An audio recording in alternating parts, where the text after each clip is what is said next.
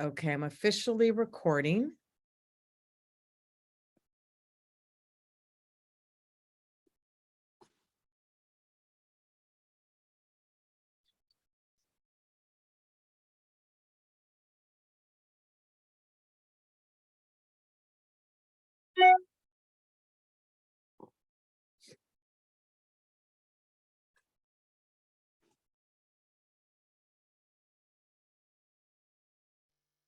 Okay.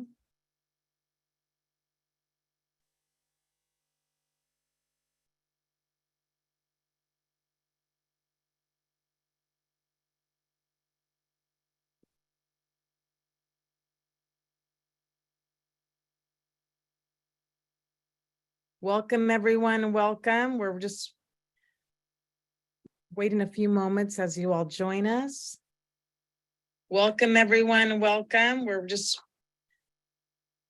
waiting a few moments as you all join us.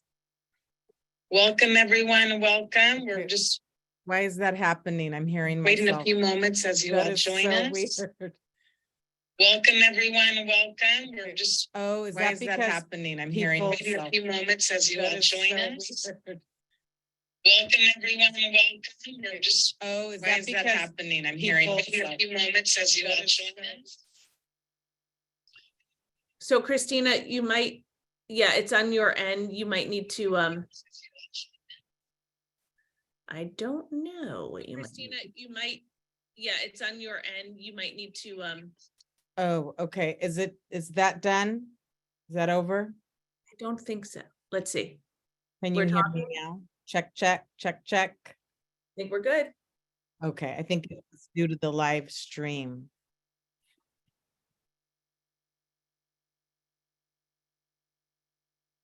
Okay, I am going to officially begin. And I would like to welcome all of our guests today here in the worldwide Zoom. My name is Cristina Frías. I'm part of the ELAC Theater Faculty. I am the first Chicana, Mexican-American, Latina, Latino, Latine, Latinx to be hired full-time in the theater department at East LA College. And it's a incredible moment for me this evening to kick off this series of conversations that celebrate the first ever approved Chicano Teatro course here at ELAC Theater in East Los Angeles. This conversation I am titling Las Maestras in honor of Cherríe Moraga, her work with the Maestra Center, and also to begin a dialogue and conversation with all of the veteranas, veteranos, and all of our elders, community leaders, cultural activists, and artists that have come through these doors, who live in our East LA community and the great beyond, that have wisdom to share, who paved the way for someone like me to be here today. Cherríe Moraga was that for me when I was her student at UC Berkeley. We're taking way back up to the late 80s. I took Chicano Studies 1A and 1B with her, and then right after a Chicano Teatro course. So I wanted everyone to understand that this particular conversation comes at a very specific moment in time, and that it is an honor to celebrate this moment with all of you and to be in conversation with Cherríe. Before we go further, I would like to do a land acknowledgement. The ELAC Theater Department gives gratitude and respect to past and present Gabrieleño, Tongva, and Kizh people, the original caretakers of this land, whose traditional unyielded homeland we occupy today on the ELAC campus. And this evening, I would also like to add to our acknowledgement an excerpt that the Maestra Center includes in theirs. It is a privilege to come to know you, and we thank you for your daily examples of wise stewardship. We acknowledge your living elders, and those who have walked this earth before you. May our relationship grow together in shared purpose and vision.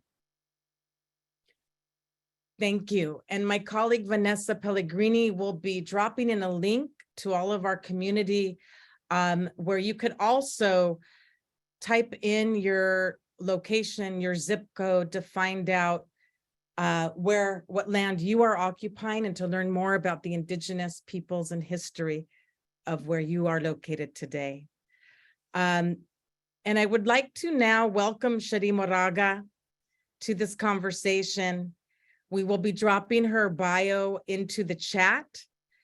And also, I'm going to read it because I believe it's very, very important that we hear this, especially for our students. We have many students out there today, not only from East LA College, but from Cal State, UCLA. There's lots of educators who I know are experts in Cherríe's work, theater artists, collaborators here with us tonight.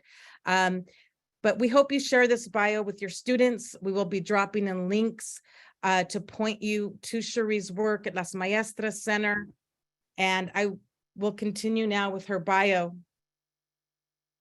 Born in Los Angeles and raised 2 blocks from the San Gabriel Mission, Cherríe Moraga is an internationally recognized poet, playwright, essayist, and memoirist who initiated her public writing life as the co-editor with Gloria Anzaldúa of the avant-garde feminist work, This Bridge Called My Back, Writings by Radical Women of Color, which just celebrated its 40th anniversary last year.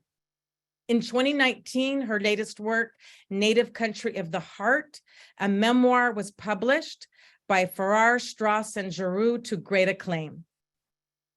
As a political and literary essayist, Moraga has published several collections of writings, including A Chicana Codex of Changing Consciousness, Loving in the War Years, The Last Generation, and Waiting in the Wings, Portrait of a Queer Motherhood. She is the recipient of the United States Artist Rockefeller Fellowship for Literature, the Barnard Medal of Distinction, and a Lambda Lifetime Achievement Award, among many other honors. As a playwright, she has earned 2 Fund for New American Play Awards, the NEA's Playwrights Fellowship, as well as a Dramalogue, Critics Circle, and the Penn West Award. She has published 3 volumes of plays, Heroes and Saints and Other Plays, The Hungry Woman, Heart of the Earth, and Watsonville, Circle in the Dirt. In 2017, Moraga premiered and directed one of her latest works, The Mathematics of Love, at Brava Theater Center in San Francisco. In 2021, she received the Distinguished Career Theater Artist Award from the Brett Adams and Paul Reich Foundation in New York City. For over 20 years, Maestra Moraga served as an artist in residence in the Department of Theater and Performance Studies at Stanford University. She has mentored a full generation of now published writers and professional playwrights who credit Moraga as one of their most influential teachers.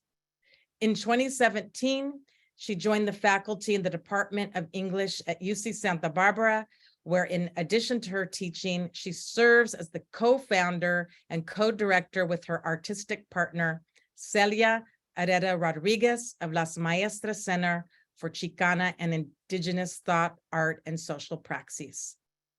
Waiting in the Wings and Loving in the War Years and Other Writings, 1978 to 1998, are now being published in an updated anniversary edition by Haymarket Books in 2022 and 2023, respectively.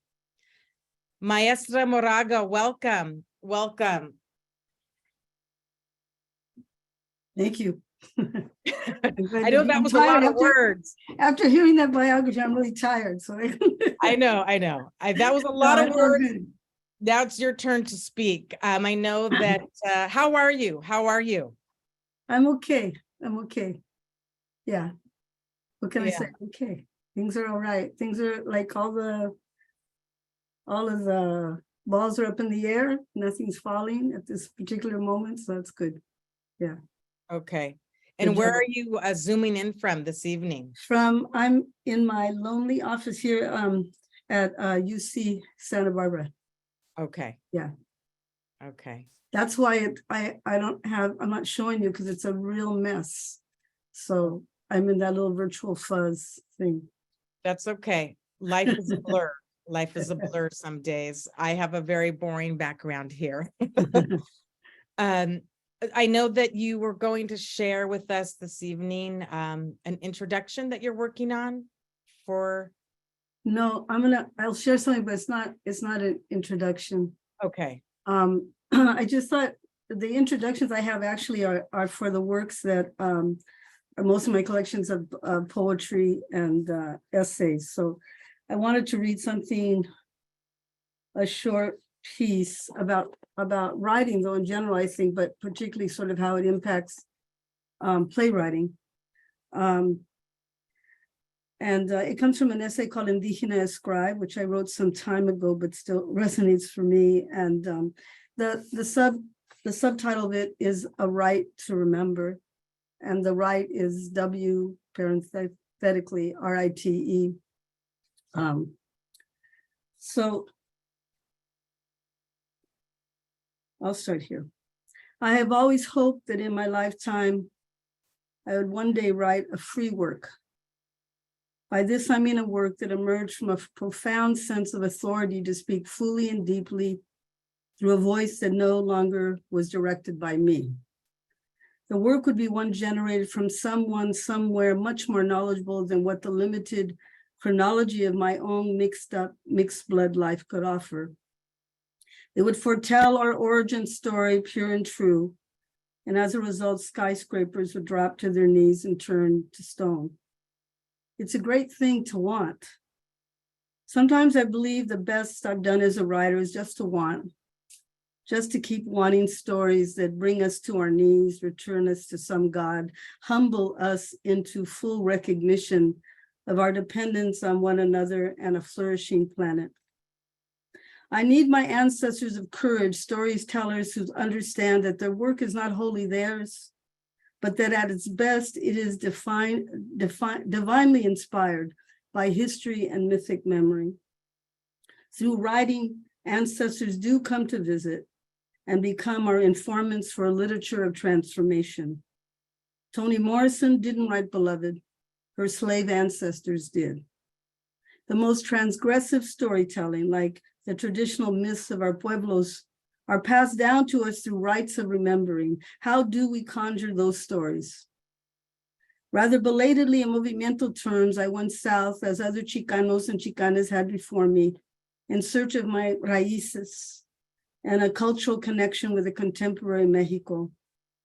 What I encountered instead was the daily and often painful reminder of my own cultural outsiderhood as a US-born Mexican of mixed parentage. But the templos of Mexico, Montalban, Palenque, Tulum, Teotihuacan, told me something different. As I ascended those temple steps, I unwittingly descended into the visceral experience of a collective racial memory that everything about my personal biography rejected, but that my writer's soul irrefutably embraced. It was as much the natural landscape in which those templos were placed as the buried history contained within the structures that brought a shudder of recognition to the surface of my skin. The green moss carpet on the steps of Templo de la Cruz in Palenque, the crash of the Caribe against the walls of Tulum, the splice of sun illuminating the jewel-colored turquoise and jade of a Quetzalcoatl relief in Teotihuacan. Those templos to the gods were the edification of a history lost to me. Thus began my re-education process and my return to mito in the search of a true God and a true story of a people. Awakening from a dream, Linda tells me, if we forget our old gods, they will disappear. I am not Mexica, but that herencia was given to me through the Chicano movement.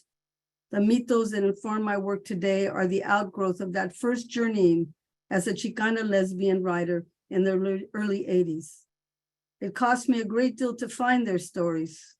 But without those gods, Coatlicue, Coyolxauhqui, La Llorona, without these icons of collective Mexicana sedition, my criminal acts as a Chicana dyke rider would have had no precedent, no history, and ultimately no consequence.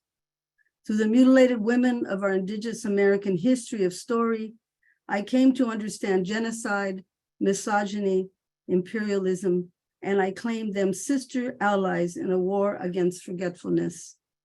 I write to remember. Is there no other way to say it? I write to imagine, which is a way of remembering that we were not always fallen from the mountain. So the theme of memory for me has just been with me, I think, for a really, really long time, at least for at least for 30 years of the 40 years of writing, if not longer.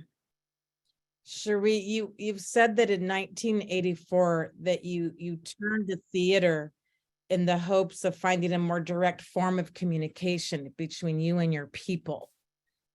And I was wondering if you could speak to that, since we are in community tonight with a lot of our theater collaborators and friends, and what you mean by that. How was theater playwriting different for you from poetry and essays? And, curious in that early. It has a body. It has a body. I mean, I think like it's such a wonderful thing to uncover that as a first generation writer, the people always, they ask you, well, who are your literary foremothers or forefathers? And, I've answered the same thing for 40 years. I said they were the storytellers at the table. And, my tios and tias, my abuelita, my mom, and, with a few more cervezas, they were even more, eloquent, right? And it's just like you're hearing, it's so great, because I was, as a young person, I was not that good of a reader. My sister was very, very fast reader. She just devoured books, and I really had trouble reading. And so things came to me, through my ears first, really, because even all the books that she would read them to me aloud, and they were still coming through, even if it was the Bronte sisters, came through my ear. Was the same thing is that I think as what happened for me, and I think a lot of young writers start out this way, because it's short. You write poems first because they're short, it doesn't take too big of a commitment. Although once you learn how to write poetry well, it takes a lot of commitment. You revisit it.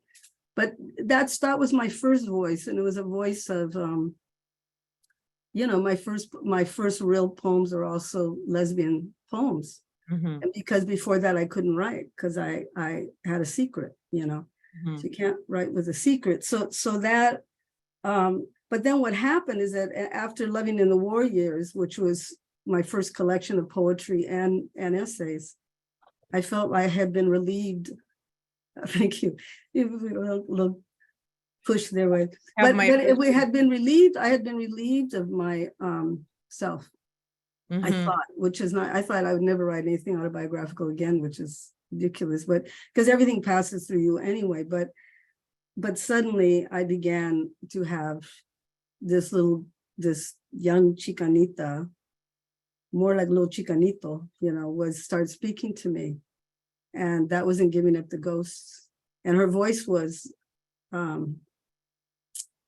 it had a body. I didn't know it. I was just writing my journals the way I write and everything. But suddenly I heard her voice, and it wasn't my voice. It was also sort of, I thought I could never write fiction, but somehow through the genre of theater, I was able to write fiction. I could, because I was allowed to give these bodies, voice and movement and, So she was just, and I did that first, when she emerged, I was going, who is this? And I knew it wasn't me. I always say she was somebody that I never had the guts to be. She's braver than me. And it's so the beauty of it is that I think for those of us who come from, as first generation writers who come from an oral tradition, the great gift is then you get to write, and then you give it to somebody and they have bodies, the actors, and then the actors give it back to people that, don't necessarily have to be highly, big book readers to be able to get it back. I still have that, vision and hope, that, our theater could, I had figured by this time our theater would be all over the place, but, it's not. That's another part of the conversation. But it is, and we are, it just is so visceral. I love it. I love it. And, it's a very, very particular form. And it actually has also informed all of my other writing, because in theater, you have to kind of learn how to hold back and keep the dramatic action tense, and how you're going to do that, how you're going to hold back. And it actually works in creative nonfiction, and even works in poetry. They're good skills that the relationship between the genres are really interesting that way. Mm-hmm. And I think too, I was telling a friend the other day, what has always made your work so accessible beyond the plays and the poetry and like your literary work, sort of even the political feminist essays, you are always writing from an artist's heart and soul, and the language you use has made what traditionally can be very intimidating. You've made it very not only accessible but enjoyable, transformative, and I think that's why your impact as a writer and is so expansive, and your reach is just so deep, because it has allowed so many of us who have felt shut out from that kind of writing. You've given us a way in through that poetic lens, if you will. Yeah, I think it's just, that's just, like I always say, if you, like for me in the editing process, if I can't say it easily, then there's something wrong in the writing. So like that, even if you're doing critical essays, there should be a ritmo to it. There should be a voice to it. It should have a body, and the requirement, and it's so very different than straight up academic writing. So because you can have a fine critical mind and express it, in language that other people can understand, which is the whole idea of having a public voice, right? And it doesn't mean it's not lyrical. It doesn't mean it's not poetic. It doesn't mean that it's not beautiful or complex and layered and all of that. But I always think if your mouth can't do it, then there's something wrong with the line, And I appreciate that with of the origins of poetry in that way, but also certainly playwriting makes that evident.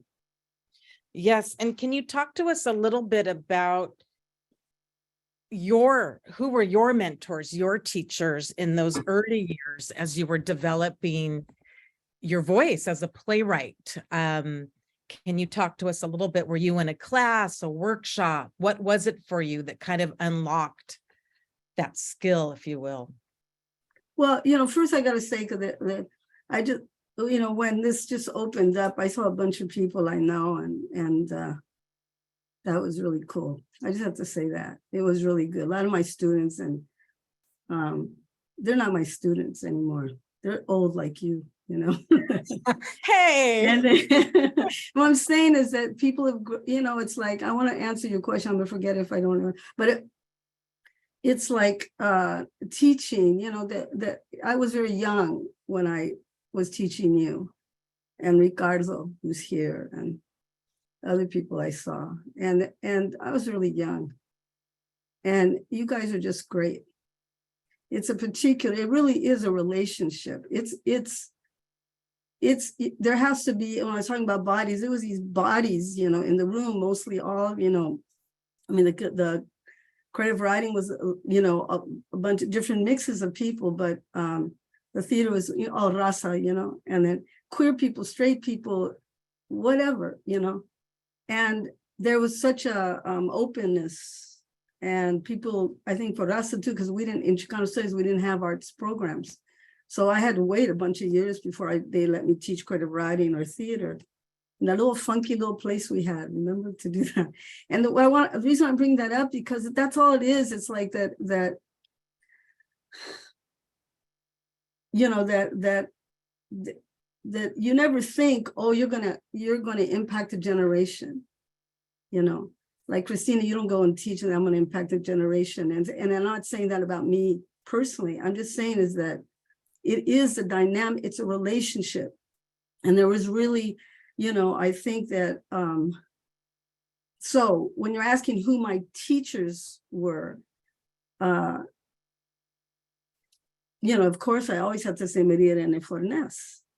And so people may or may not know who she is, but, you know, she passed some years ago. And I just, you know, I've been really fortunate in my life. I was in New York City and I went there really right after This Bridge Called My Back had come out. And I went there working with mostly African-American women and doing Kitchen Table Women of Color Press, which ended up redoing This Bridge Called My Back, etc.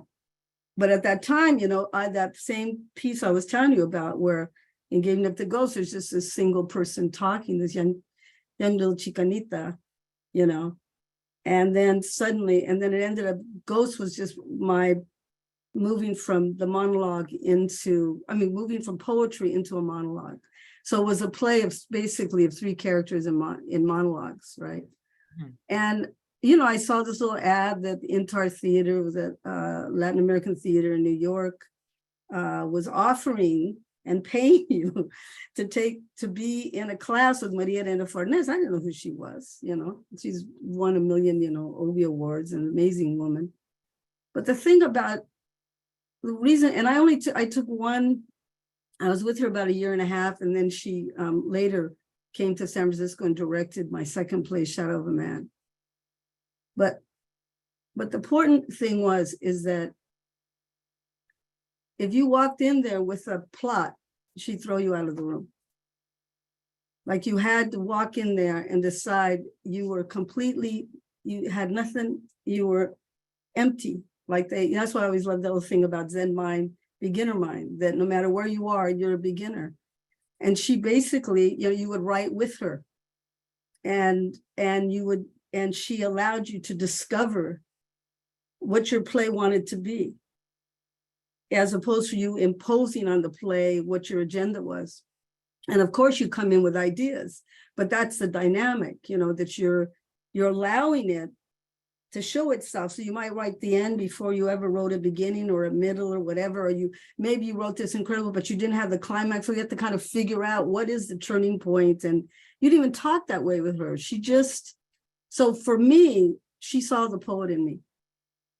And that poet was enough for her to think I could write plays. And I had to have I had this one-on-one interview with her, and I had my, you know, she had read Ghost, and she said, come in. And I was like, what? And I knew nothing about writing. I had never gone to a play in my whole life.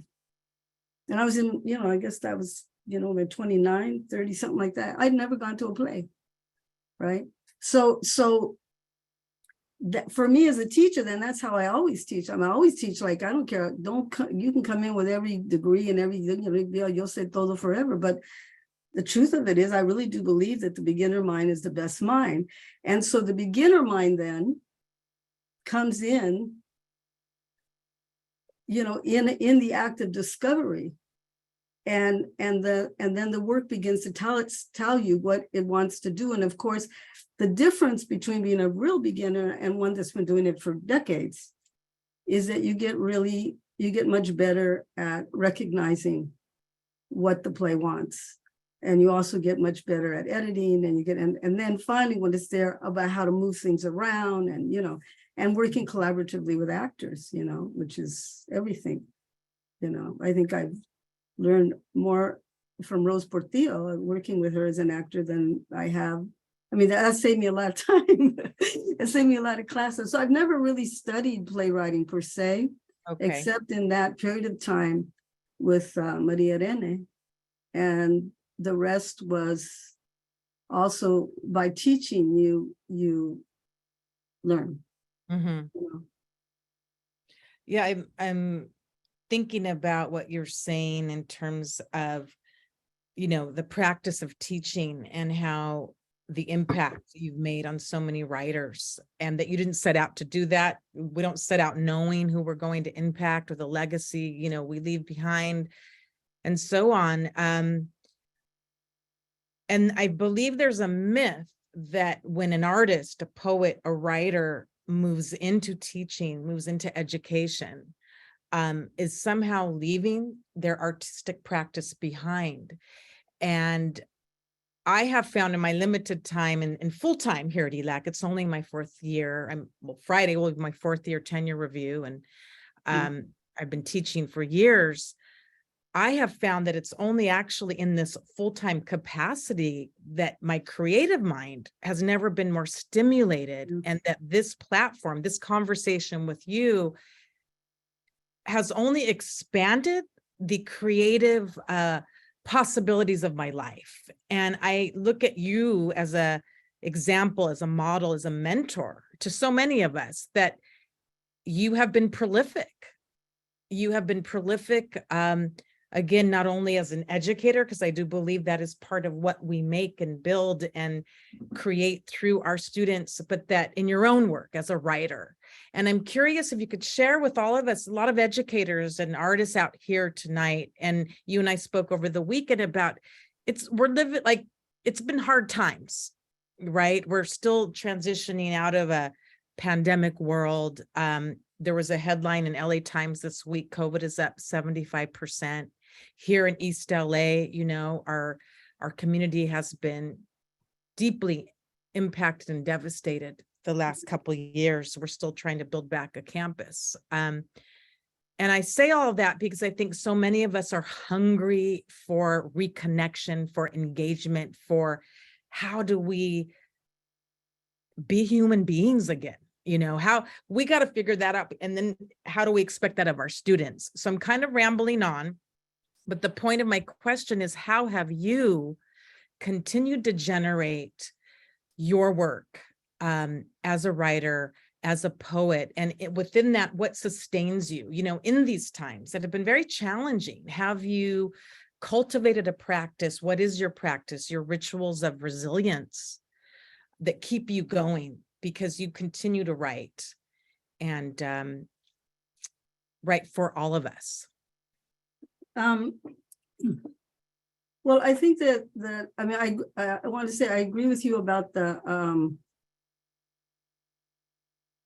about that kind of being being invigorated in the act of teaching, right? And I think because what it is that then it keeps you awake. It keeps you awake because, you know, unless you're, you know, some people aren't awake when they're teaching, but if you happen to be the awake kind of person, and, you know, because you look at it, because the most beautiful thing is to look at a young person and know que tienen algo, you know, that there's something in them, you know. I mean, I always have people come in and they say, oh, I've never taken a writing class before. I don't know anything. I go, just sit down, you know, like, and it's really beautiful, you know, to see people kind of fall in love with writing, you know, like I'm saying it as a playwright, and the same thing can be said about any art practice, you know, but since I work mostly with creative writers, and so I understand the it being invigorating, you know. The problem, of course,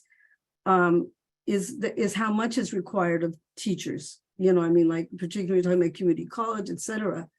And so I have been, but the writing, the writing to me is like, it's the only thing to me that keeps me, that I never lose ganas for. Because even doesn't mean like I don't have incredibly, you know, a lot obstacles, etc. But even when you're talking about COVID and everything, like there's a discontent, you know, like for me as a writer, which is different than other writers. You know, I can't speak for other writers in this way, but that's what I liked about Maria Elena, is that she allowed you to go to that place of the discontent, like that we are not a free people. And I just don't have any other mandate but to you know, and I trying to say this not in an arrogant way, but because I don't necessarily succeed in this, but I don't have any other mandate than wanting us to get free. And so if you say that, then that means, you know, that means I just lost another, 2 sisters this last week. And, Sisters of Heart, Mir Quintanales from this bridge called my back. And it was one of them. And and these are, women, they're just a few years older than me. We're all kind of in the same kind of age, but people are dropping. So, and there obviously is a discontent globally, with the virus. There's a discontent with the environment. And that's a polite word to put a discontent. But what I'm talking about as a writer, what you feel is I call it discontent because something's not right. What are you agitated about? That's how I write. I'm not saying that for everybody. Other people write comedies, it's like, that's cool. That's great. And actually, I think my work is really funny. It can be quite funny, but that's not its intention. The intention is to is to open up that place to investigate the question of our discontent, right? So always, every play, for example, has a problem I'm trying to solve. And of course, the great thing about theater is you can't solve the problem, but your job is to show the contradictions, right? So the thing that I've always, like Mathematics of Love is a good example. What has perplexed me for 30-something years is this figure of Malinche and the idea and the role that traición plays in the Mexican consciousness. And so I finally, figured out that, with the help of Ricardo Bracho's brilliant version of Malinche coming from the 16th century to the present. By that, she meets with the mother who has betrayed her and sent her into slavery. But the mother is, now, this is 1999 or something, and the particular play, Rose played that role. But the thing is that when she finally says, "Why did you betray me, mother?" When she asked that question, I may not mean much to people out there, but that's my question. That's my question from that time I was a young feminist. Why did you betray me, mother? Why did you make me want to be free? And then you're telling me, don't be free. Okay, Ma, I'm going to be free then. It's going to hurt, but I'm going to be free. And so you can look at that so each writer, each artist, when they, whatever they're driven by, certain sets of questions, and those questions always recur, and they recur in different manifestations, et cetera. So now, I feel like, and that's why I appreciate Maria Elena so much, is because she allowed you to go deep into those questions. And her I'm working on something about her right now, so she's on my mind, because she writes so different than me. I mean, completely, and I think this notion sort of in Chicano theater that, there's the Valdez school and there's the Fornés school is really inaccurate. It's really inaccurate, because then it's to make us believe that somehow, that all of us are writing like Maria Elena Fornés, which is certainly not true. But what she did is that she opened up the possibility for us to write taboo subjects, for one thing, which was not necessarily given to us in Chicano theater, particularly as women and queer people, et cetera. So, but I'm grateful to Chicano theater. I always have been, and have drawn from the images, I've drawn from the ideologies, I've drawn from, all of that.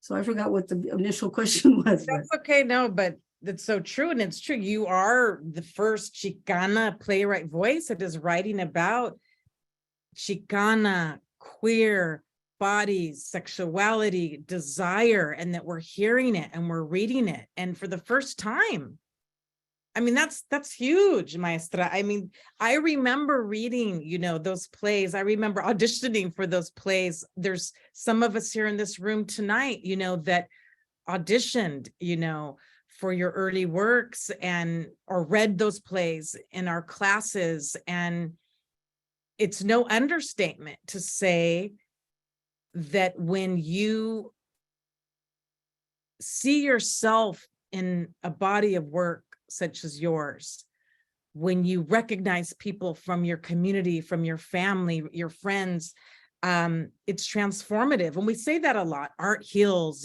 theater is transformative, but it is. And that's why so many of us are here tonight, or so many of your students, have gone on to carry on that legacy of creating in whatever capacity, writers, filmmakers, actors, teachers, Yeah.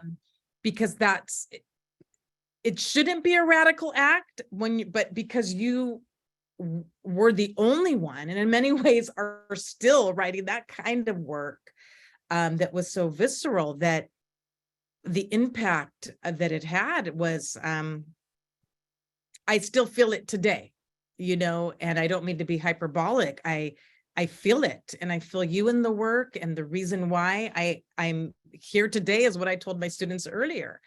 And so what you had brought up, it's when you were saying writer, I was hearing rioter, RIOTER, but you brought up mathematics of love, and I thought this would be a great opportunity to invite Rose Portillo to unmute herself and put on her video to read an excerpt for us as Peaches. Oh, what a surprise. Rose, are you there? Oh, let me make sure I'm not missing any.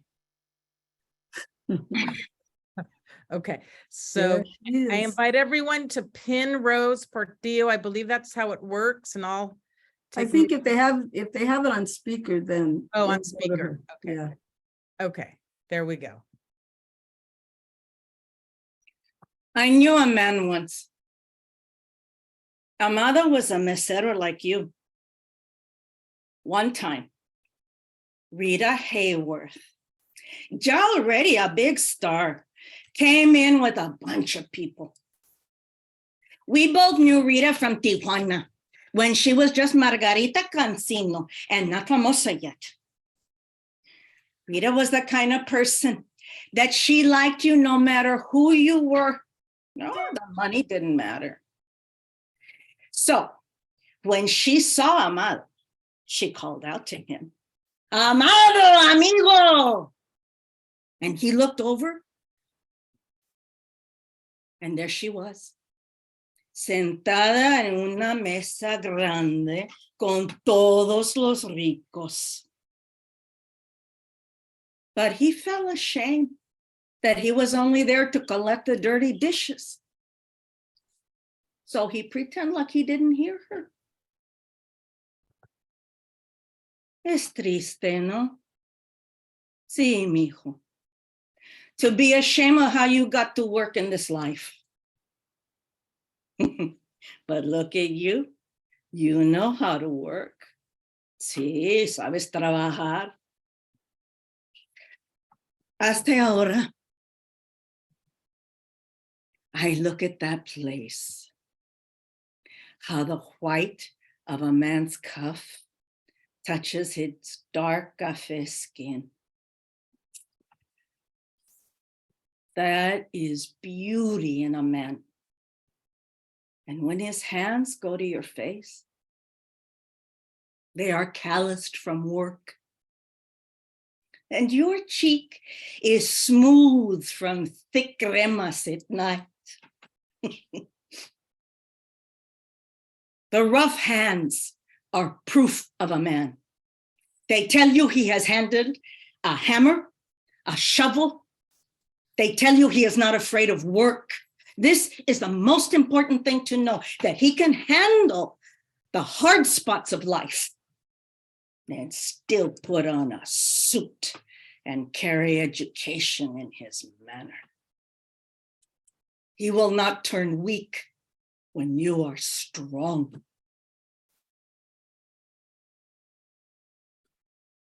At the end of your life, you make a long list in your heart to see if all the numbers add up. You just come out losing. I'm talking about when death grabs your hand and there's no one there to pull you back to the other side. You're alone. It's better to be alone.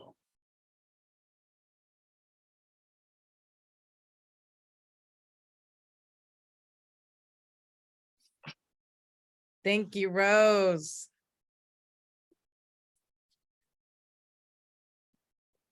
Thank you, Rose. For our guests, how did that feel for you, Cherríe, hearing that today? Rose knows. I'm just, the character Peaches is, you know, based a lot on my mom, who passed of Alzheimer's, and I've never felt so honored by. I mean, we were working at this sometime. I mean, I heard her do a first reading of that role. You know, I don't know, was it 5 years before we ever did it? Maybe even longer. And I knew right there I was going to cast her. Yeah, How long was it? More. It was more. I found the script from 2009. There you go. No, but that was when we did the script. Rose, put on your video so we could see you. Everyone, La Veterana Rose Portillo in community with us. We have veteranas in the house, everyone. I forgot to put the damn light on. Oh, well. Yeah, so we did a workshop version of it. And then you brought me back. It was 2009. I couldn't find this script, and then I found that script, and then I found this script. Well, and then the premiere was 2017. So that's a long, and that's not unusual, you know. But anyway, from the beginning, I mean, Rose just, I mean, it just captured her character, and also beyond that, you know, just even now, you know, I was very moved, and it's always great to work with somebody, and I mean this, and it doesn't sound humble what I'm going to say, but it's really nice to work with my peers, and that's how I feel about Rose. Thank you. You know, that I you know, and she you know, we'd be there, and I'd be in this, because I've directed her, and she'd always like kind of pull me aside and kind of, you know, try to let me keep face in front of the other actors. But are you really want to do that? Cherríe got really good. You got really good at going, I see that you want to say something to me. Just wait a minute. Because I forget my idea, because she'd be like, no, let me finish the idea first. And then, so it's good. That's really beautiful. I mean, that's the thing about theater and Chicano theater. You know, you know, to have the opportunity to work, you know, I mean it, when you're working with your peers, right? We don't get that opportunity nearly enough. I mean, as raza, you know, as people of color, as queer people, all of it. So we're always, I mean, people, I say, why don't you write more plays? And I said, because I'm tired of producing them. I mean, that's really it. I mean, that it does really, I mean, I think some of kind of the most important work never makes a stage. You know, I look at some of the, and, you know, and Ricardo knows I'm kind of out of what he's been doing, Ricardo Bracho, but some of the, I remember that earliest work I'm going, it's like, it is so dangerous. It is so dangerous, and it's so needed. And then we have to, and the more that we see of that, then we're allowed as a people to say, oh, we can do that on the stage. We can do that. Can we find that the caliber of actor to do it with us? You know, so people are being cultivated in their skills, but apart from each other, you know, that we still, I mean, particularly in theater. I mean, I think, you know, we can talk about the film industry, and that will take us on another route, you know, but you see so much talent, but I'm, you know, I don't, it's still, to me, I have to say, and also I think as part of it is my own generation, is that the generation I came up, and when Rose came up, that, you know, for us to finally find that, you know, for me was, it's like, what did it take me, you know, 30 years to get there? Yeah, me too. Absolutely. To be in the room together, to work on something, to discover that the trust is there already, to explore, you know, I think we've both done a good job of building a foundation for younger people than us to be brave. And what is still required is paid space to explore. Exactly, yes. To explore. Yeah. Cherríe, you bring up a good point about how you have directed your own work. And and obviously produced it out of necessity. Can you talk a little bit about that choice? Because, you know, we always hear never direct your own work. You're too subjective. It's too problematic for the process. And I know that you have a different point of view on that. And I'm wondering if you could speak to that, because as I said on the phone with you over the weekend, you were hyphenate before it was cool. You know, like my generation, we had to choose, you know, you had to choose, you're an actor or you're a writer. You couldn't be all of it. And now the next generation, it's just the norm in order, especially I think for artists of color, is that to be seen, now there's a lot more space to generate your own content, to generate your own work, to write, direct, produce, self-tape, you know, put it on TikTok. Yeah. It's just a different reality of being storytellers in the world. However, you early on, you out of necessity, I know you had to produce, but you were already wearing lots of different hats in terms of theatrical collaborations. And can you talk a little bit about that, how it's been for you as a director, directing your own work? I'm just going to, before you speak, it's just to say, not everyone can do that. And not everyone should do that. And there really are a handful of hyphenated people who in theater who are the ones to direct their own work, because the vision is so clear. And you have to have a kind of humility and an ability to step back. You have to really be engaged with your ego in a particular way to be able to do that. So I just want to put that out front. Everybody shouldn't be doing it, but Cherríe is one of those that really can. I think George Wolfe is another one who really, they should do their own work, or at least be in collaboration with the director who respects their directorial eye and vision. And now I will go away. That's okay. One other thing, Rose, you said something to me on the Zoom yesterday about Cherríe. It took a queer Chicana to direct the most sensual sexual scene you'd ever seen on stage. Between a man and a woman. Yeah. Between a man and a woman. Yeah. But that's about desire, and that's another topic. Okay. No, Well, it's exactly the topic. we see themes of desire throughout your work. Yeah. Anyway. Well, the directing, I mean, yeah, I loved you reading that part, Rose, by the way, because I thought the same thing. Like going, that is, I mean, because it is, I mean, I do want to say something about desire, is that, I mean, it's kind of that's why it just is so weird to me sometimes that people can be so sort of fragmented by their sexuality that decides what they can write and what they can't write, you know, when desire is desire. And it's like, and also I think I'm saying this is what, that as a lesbian, you know, I've watched women want, you know, so, and as a child, I watched women want, I watched what they wanted, and most of them wanted men. And, you know, if I couldn't be that, I at least was cultivating what it was they might like. So I'm saying this is, you know, I'm not saying anything new. Queer people know this all the time, you know what I mean? So that the real issue is whether or not you, that is integrated in you enough in which it would come out naturally, you know? So I thank you, Rose, for that. The thing about directing I want to say is that really want to go back to teaching with it, because the first directing I really did was teach.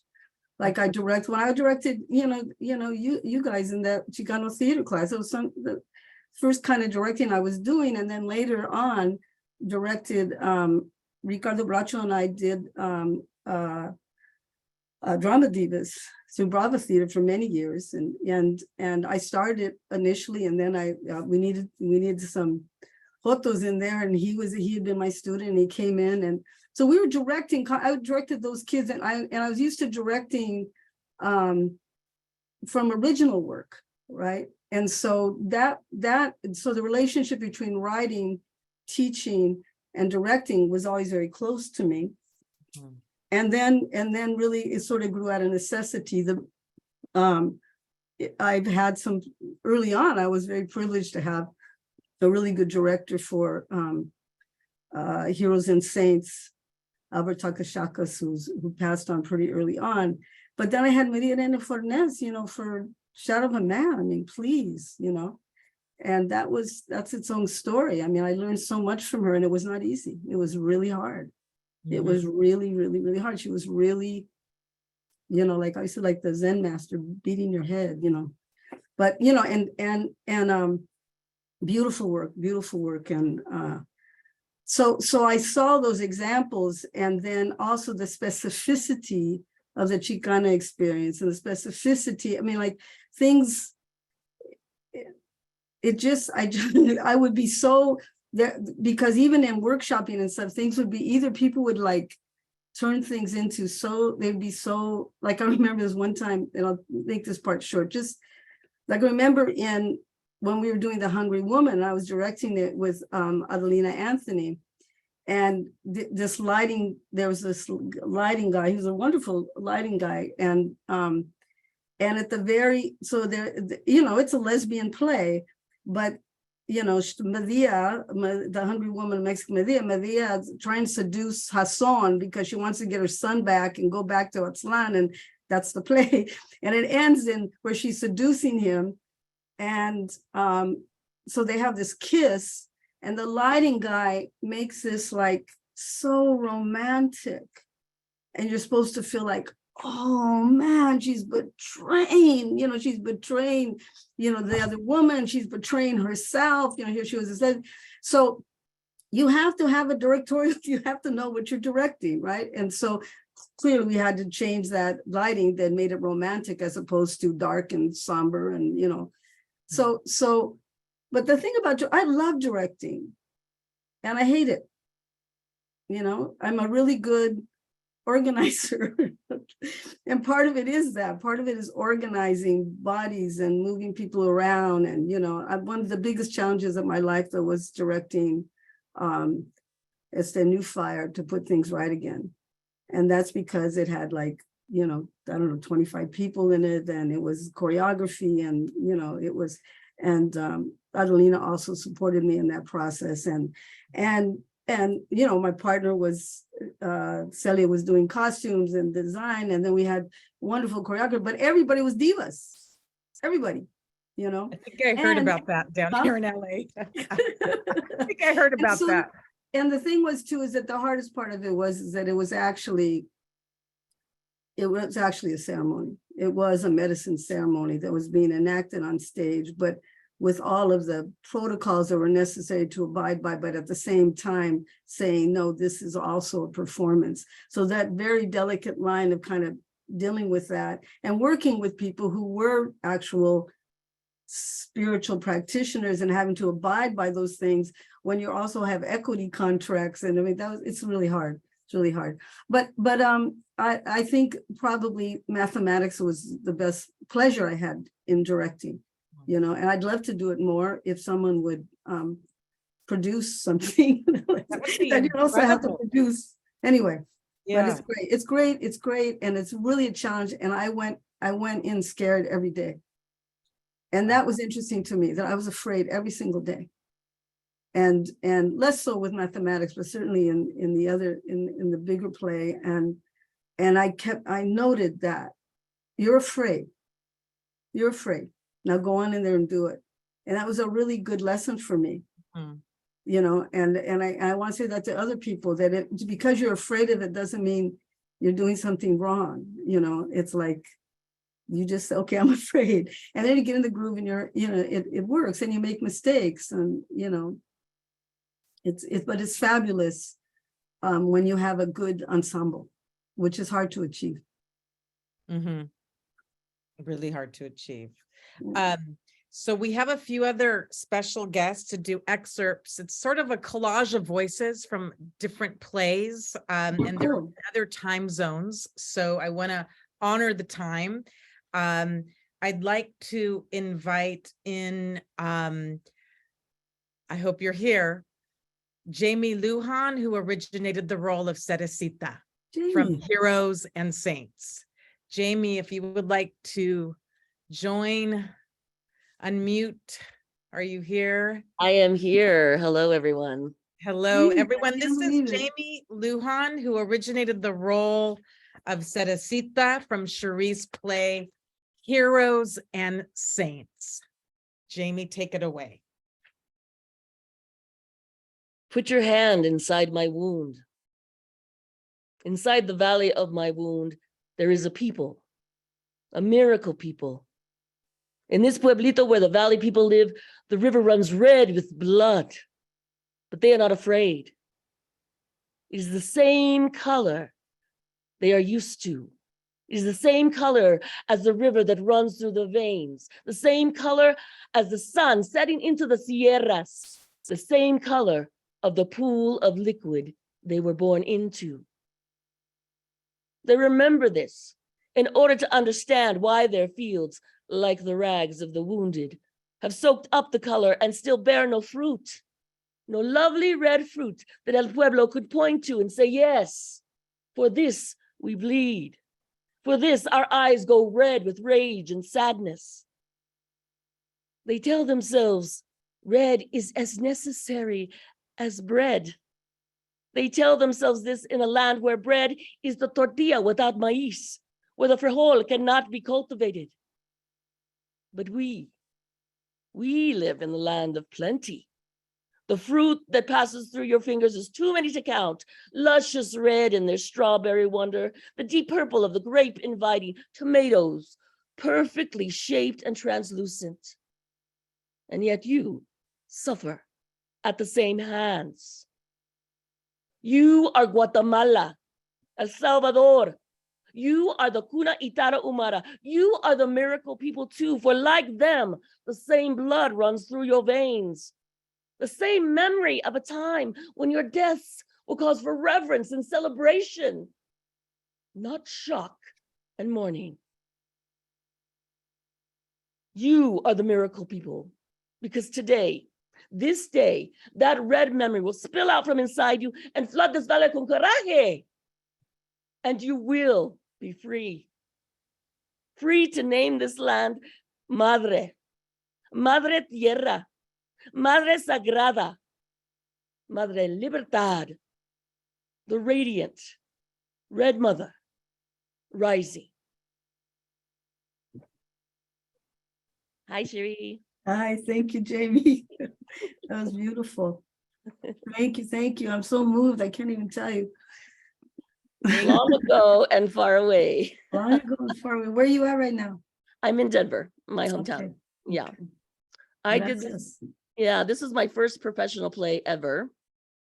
It came about by I was getting ready to graduate from ACT, and our assignment was we were going to have a showcase, commercial showcase, and we needed to find work that showcased us. And I was having a hard time finding Chicano plays. And Luis Oropesa, who worked at ACT at the time, said, "Oh, go call Cherríe Moraga." I'm like, "Who's she?" I had no idea who you were. And so he gave me your number. I called you. He said, "Yeah, I have a couple plays. Come over and get them." And so I got them. And there was Shadow of Man, and there was Heroes and Saints, but it was in a very baby state. And I was like, wow, this play, Heroes and Saints, is amazing. I would love to do it one day. I can't really do it as a monologue because she's not moving around, but I'd love to do this one day. And then a couple of years later, or maybe not even that, the next summer, you guys were having auditions for it. And so then I auditioned. And you played a head. I played the head. Yes. Yes. Great. And so that's how this came to be for me. And it was a great first professional experience. I was able to write my master's thesis on this, because as at ACT, you could write your master's thesis on a leading role that you did, or a one-person show, however you wanted to do that. And I actually had a better third year than being cast in the company as a third year, because I had a lead role in a professional show and lots to write about creating this role. Great. Well, thanks, Jamie, for showing us. Really, you guys are kind of blowing my mind here. So it's really wonderful to hear you do that role. And can you just say one thing about how you moved around the stage as a head? So we had this contraption that was a wheelchair, an electronic wheelchair, but there was a box built around it and it was black. And then there was this like faux or fake mechanism that looked like that's how I was moving the chair, was with my chin or my tongue, but I was actually moving it with my hand. And since it was all black, sometimes I heard and I saw from photos that when the lighting was a certain way, I definitely looked like a floating head. Yeah. But Cherríe calls it in the play Ceracita's Raite, her ride. And that basically was what it was. And why were you ahead? Because I was born with no arms or legs due to pesticide poisoning. Yes. And so I did a lot of research on all of that, as well as the farm workers and all of the diseases that were with that. And with this play was also my first kissing love scene on stage. And I remember during rehearsal, we were going to start rehearsing that scene, and Cherríe had written it very erotically, but I was freaking out because, you know, it was my first love scene, and oh my God, I have to rip off the dude's, belt, and oh, I don't know what to do. And I started freaking out. And our wonderful director said, exactly, Jamie, you're a teenage, young adult who has never had sex before. She's lived vicariously through her brother's escapades. And so, yes, this is her first time. So this is not this wild, crazy sex scene, but it was a very sensuous love scene without that. Right, Cherríe? Yeah, that's the part they cut out often when it was being played in the community. Oh, wow. Really? Well, yeah, and my lover was a priest, so I guess, For that reason, it was a priest, yes. Yes. Anyway, great, thank you. Thank you, Jamie. And My we pleasure. now have intimacy coordinators, they call it, or intimacy directors to help navigate these scenes. But thank you so much for showing up. You're also known as Lady Peacock in your burlesque career. Is there any website or anything you would like us to drop in the chat to point? Yeah, just on Facebook, Lady Peacock. You can find me there. I am now currently a burlesque performer as well. Wow. And all of my acts are very political. Within that little 5 minutes of performance, I get to play with that as well. So I guess you're not shy anymore, huh? No, I let it all hang out. It's all there on display for everyone. I'm not shy anymore. And I wanted to note, since we have you here, Jamie, that Jamie was one of 4 comadres that started and founded Latina Theater Lab in the 90s in San Francisco. I was part of the ensemble.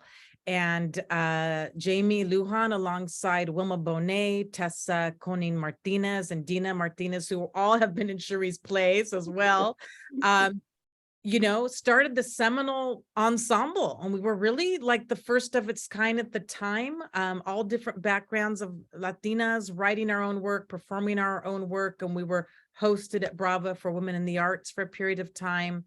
And Jaime Lujan is one of the comadres that initiated that movement. So thank you. And we were really honored to have Cherríe as our mentor and occasional dramaturg for certain projects. And she would help us along in creating these original works that we created together. Ensemble. Thank you, Jamie. Thank you. I missed the website. It's Vanessa. I'm doing the chat. Can you say it one more time? It's just when you're on Facebook, you can just look up Lady Peacock. Great. Thank you. You bet. Thank you, Jamie. So it is at 8:15. We do have a few more excerpts that I think would be a good time to have a collage of voices right now, and that we could just listen to, and then have some questions, Cherríe. This is a conversation, everyone, that I know could go on. And my hope is to bring Cherríe to ELAC Theater, the actual campus, for a more elaborate engagement of play readings and conversations. So just consider this sort of like the appetizer of what's to come. But I just saw the time. Time flies when you're with Cherríe Moraga. There's a lot to cover. And this is really just the beginning. I would like to, actually, I'm going to read something right now. I'm going to read, this is from The Hungry Woman, Mexican Medea, and this is Luna, who I recently read at a reading up at Las Maestras Center in, I want to say was that 2018 or 2019? I think it was not, I think it was 19. Okay. I think so. So this is scene seven, titled Basement Bitching. I'm going to read the stage directions. The ringing is drowned out by the sounds of a tenement basement, clanking old water pipes, the exhausted rotation of aging industrial-sized washing machines, the dripping fan of an air conditioner circa 1970. Luna and Savannah enter into basement laundry room. They carry laundry baskets. I come here just to get away from Medea sometimes. I sit on top of the dryer and my thighs stay warm in winter. In the summer, it's cooler here in the darkness.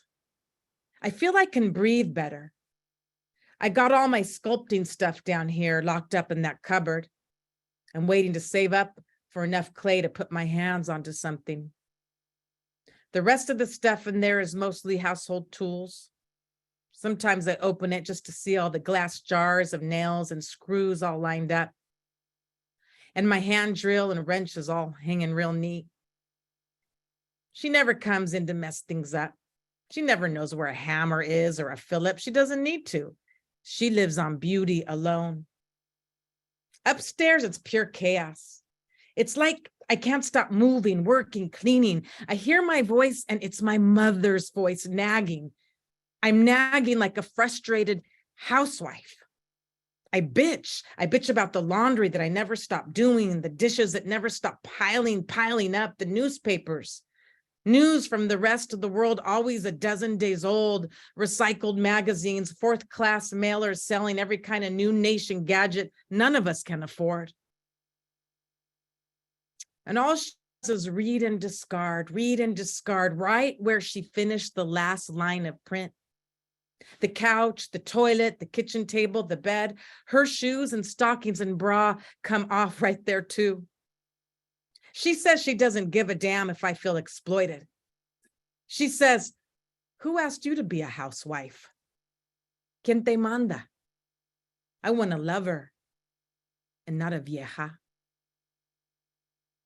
I think what she really wants is a man. Yeah. I hear her on the phone negotiating with that self-conscious lilt in her voice. I don't even like it when she used to lilt me. Friends, enemies, she says it's for shock. That's all she says. I feel like I can't breathe, like all the shit in the house, the plates with the stuck-on egg, the chorizo grease in the skillet, the spilled powdered milk and crumbs on the floor, the unmade bed, the towels on the floor of every room in the house, that all of it is conspiring against me, sucking up the air in that apartment. That's Luna. I'd like to invite Monica Sanchéz to the Zoom room. Hola. Hola.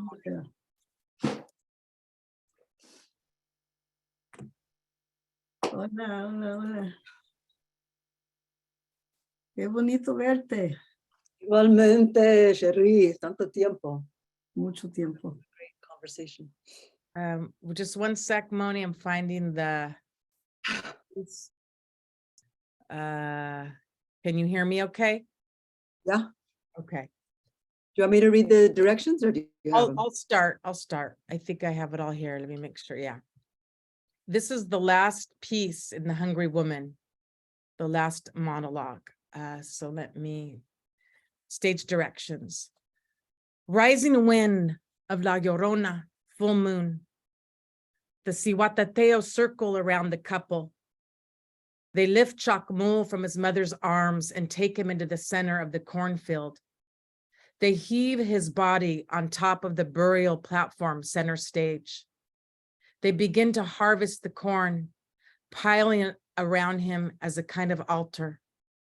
His lifeless body assumes the form of the Aztec icon, Chacmul. Hijo,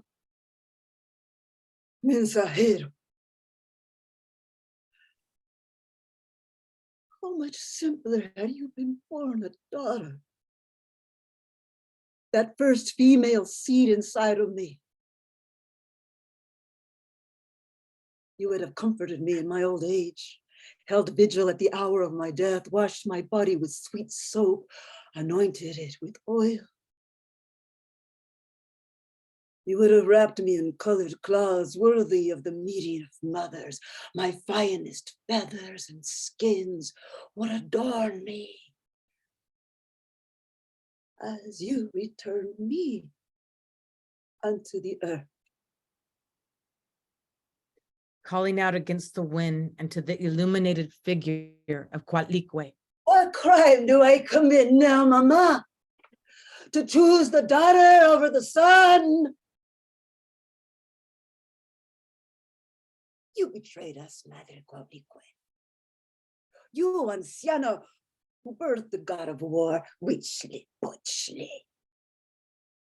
His Aztec name sours upon my lips as the name of the son of the mother who gave me birth. My mother did not stop my brother's hand from reaching into my virgin bed, nor did you hold back the sword that severed your daughter's head. Coyashokli, Yosa. Her arms stretch out to the full moon. Ahora, she is my God. La hija rebelde. Diosa de la luna. Te rechazo, madre.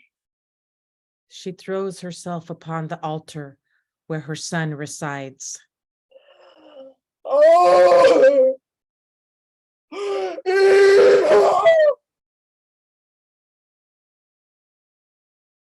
The rising lament is accompanied by the soft cry of the wind in the background that swells into a deep moaning. It is the cry of La Llorona. The moon moves behind the mountain. As the Cihuatateo exit, the light fades to black.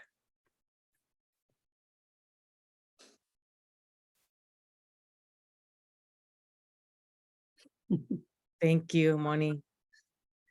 Thank you. I could kill you, Cristina, for giving me this monologue like a couple of I knew you could handle it, girl. I knew you could handle it. Cherríe, Cherríe, pura carne, man. It's a lot of meat for an actor. Well, where are you? Okay. In Burke. Okay, pues don't lose complete touch. It was beautiful. Thank you. Very, very moving. Very, No. very hard to do. I know. I thank you deeply just for doing this. It's wonderful to hear the words, to hear them, to hear it in your body, it's real. It's ours. I appreciate that deeply, and we all want more, right? We all want more. We're all hungry women, right? And I don't want, where time is a precious commodity right now, and I don't want to take any, but I just want to say like how grateful I am, and how more than ever now being more of a writer and in the academy, now a professor, I just have even more and more appreciation for you. So yeah, to be continued. I would like that. Yes. Gracias. A ti, maestra. thank you, Moni. Thank you. I just want to name that Monica Sanchéz is obviously an incredible actor. She's also a playwright. She's a director. She's a visual artist and a dear sister. And she's also the first Latina hired full-time at the Colorado College and fighting the good fight. So it's important that we celebrate these moments because there's so few of us. There's so few of us in the academy. There's so few of us being produced in regional theaters. There's so few of us in mainstream media, on and on and on and on and on, which is why this moment, this gathering space in the Zoomosphere, for me is so important to bring our voices together to amplify and celebrate the body of work that is Cherríe Moraga. And I want to continue this conversation, whether it be here, you know, so we could start really resurrecting this work that I have students coming in every day, and I'm giving them these plays and I'm giving them these monologues because I have a lot of Chicanas here and Chicanos and Latinas and Latinos and Latinx that are hungry, and I have all the books, you know, and so we have to continue to keep this work alive in our institutions, and we have to produce the work. And I think this is the beginning, hopefully, of the next cycle of that, Cherríe, for your work. There is still a few more readings. I want to just play an excerpt that someone sent me. I won't play all of it because it's a little long, because she was so excited to record this. I know you're out there, girl. I won't be able to play it all, but I will send it to Cherríe. So I am going to now share my screen. Where did she go? Oh no. Okay, it was here, and I think I may have, let's see. Actually, while I do that, Cherríe, do you want to, it's 8:26. I was maybe going to go through some of these images from some of your productions, and if you have energy to speak on a few of them, and I'm going to download this video for you. Is that okay? Yeah, that's fine. Okay. We'll just kind of go through it. I mean, is someone pushing the PowerPoint thing? I am. You let me know All where that you, at the same time? I'm doing, I'm a multi, what do you, Okay. finger, whatever. All right. Okay. Can you see what I'm sharing right now? No. Okay. Okay, so I'm just going to kind of run through these somewhat quickly. Okay. This is so these are the works like really from 2005 through 2017, something like that, and or including Llanto Colectivo, so it'll be a little bit later. The designs that you're seeing, the costume designs and the set designs, were the concepts of Celia Herrero Rodriguez, who's a painter and the co-director of Las Maestras Center with me and my partner.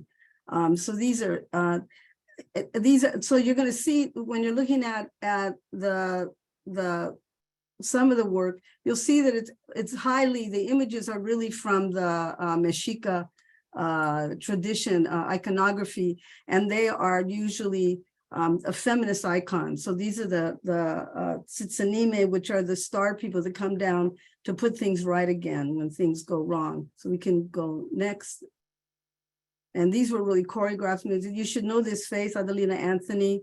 We did a play with Vicky Grice called Digging Up the Dirt. Now I just call it Dirt, but it was really based on the killing of Selena by Yolanda Saldivar, and that murder juxtaposed to the murder of our my dear friend, Chicana Indígena woman, Marcia Gomez, who was murdered by her son.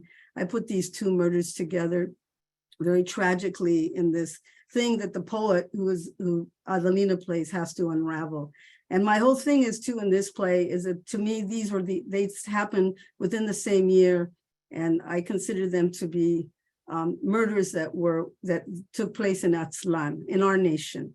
And I wanted to put those together because they were also the murder of two artists in a deeply intimate way. One of somebody who I felt was actually a repressed homosexual, who was Yolanda Saldivar, and then of course Marcia Gomez's son, who suffered schizophrenia. This is the ending of the Hungry Woman Mexican Medea. I don't know what the order of these things are, so I'm just going to go at it. But you can see again, these are designs. This is, in this one, this is the Suatateo, who are women who have died in childbirth. And those are sort of these figures that they move throughout the whole play. They play the nurse, they play the border guard, they play all these other roles. But basically, they are the mind of the play, that the play, the mundane play, the play that's taking place after queer people have been exiled from Aztlán. So there's always the critiques. They come down and they're basically, that's the indigenous point of view looking at the mundane lives, which I hadn't constructed that initially. And with Celia, when we began to construct the play, Celia really helped me to say, just flip the lens. Let us have an indigenous point of view, which really impacted the change of that play. And this is also images of Medea, and you can see this Suatateo again are playing these other roles. And that's, I can mention all the actors, but I'm gonna forget everybody's name. Vivis was playing Medea there. And this is again, Adelina, and the border guard over there is Mica Sanchéz, Diaz Sanchéz. And then, see, this was Martinez. Yeah, Martinez. That's Tessa Thank Connie you, thank you. Martinez. See, when I have to do it on pressure, I forget everybody's names. It's okay. You go can ahead. just talk about the image. I'll try and remember the names. Okay, cool. And this is the beautiful, beautiful, but obviously in Medea, the Medea kills her son. And that is, you have to read the play to understand why. But it's such and so they're surrounded by the Suatateo that is helping him cross over to the other side. And so corn obviously is a major image, in the play. I really love the photographer was wonderful in this scene. And then, and this is digging up the dirt, got the orders crazy. Okay. Anyway, so that's how they came to me. that's okay. That's cool. Right? So digging up the dirt, the prison correspondence between the poet and the pervert. So the poet is the person who's conversing is kind of like narrating all of this tragedy. And she also goes in to investigate, in her mind, to come to terms with why this woman, Yolanda Saldívar, she's called, something else in the play, but this is Vicky Grice, and she was amazing. In the whole play, the way of directing was phenomenal, and here the poet and I are working together. I mean, not only is Adelina playing the poet, but she's also co-directing and worked intensely with Vicky. This is a hard role for Vicky to do, and she worked so intensely with her, and Vicky just really, really came through. It was really an amazing moment. And now it really felt, I don't know, we were a great unit, all of us together. I loved that production. Wasn't it in Anaheim at Breath of Fire? Yeah, So artistic director Sarah Guerrero, who's incredible. It's an amazing production. Yeah, it was really intimate. Yeah, so these are people that are, like this guy. So then it was like the conceit of it, that it was all happening in the circus, 3-ring circus. That's how crazy the whole thing was. Yeah. And so anyway, and then this is when they do the trial, and so Mel played the trial and Brenda played she played the little boy, she played everything. Yeah, she was amazing. She was great.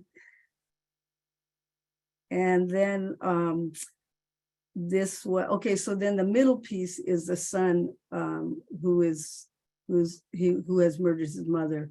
And anyway, That's Anthony. I went to CalArts with him, and someone please type her name in the chat. She's incredible, and I know her really well. Me too. I'm losing names. That's my anyway. No, she was fabulous. Oh, my God, amazing. She's a really, really wonderful actor. And that's the scene where, the thing about Yolanda Saldívar, that she was caught once they caught her after the murder, she sits in her truck and they're trying to get her out of her truck and she's losing her damn mind. That was these guys were amazing. All these actors were amazing, and just, I don't know. It was a beautiful experience because it's real small. It was really small, and, so. And Dilo there is on the right, if you missed that. And this thing, the thing about, yeah, on the right. And the thing about New Fire is that the conceit of it is that there's this one woman there in the Huipil, the white Huipil, she is being healed. And it's her 52nd birthday, which in the Mesoamerican calendar is a kind of century. And so she has to get well, and she has a lot of things she has to remember to get well. And that's a theme in lots of my work, that we don't remember, we can never get free. And so she has a lot of violence in her history that she has to remember, and we go through the ceremony to try to get well. And then the Tsitsinime, who are the people you saw in the first image, they come down to get her well. And it was really intense. So that's Dina Martinez playing that role. Who was one of the comadres of Latina Theater Lab as well. I'm going to jump through the clip, Cherríe, since we've had live performance tonight. And I'm going to jump to Llanto. Oh, here's one final one here. Mathematics of Love that we. What's the other one is what too? There's a black with other 20. What's 20?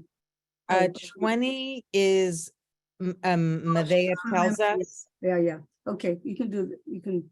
What that one actually is? That was the one I was referring to. Oh, let me play this one. Let me play this. Whatever you want.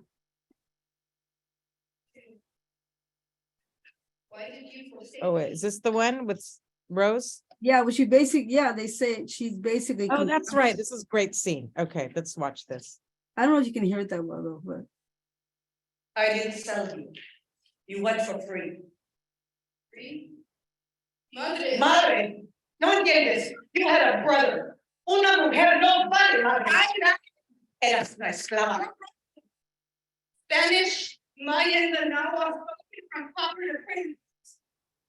That was I. I thought you might want to see what I made out of myself. Without you. Thousands and thousands died. Murieron millones. It was written in our books. But this is the right one. Like a god. Star rising on the eastern horizon.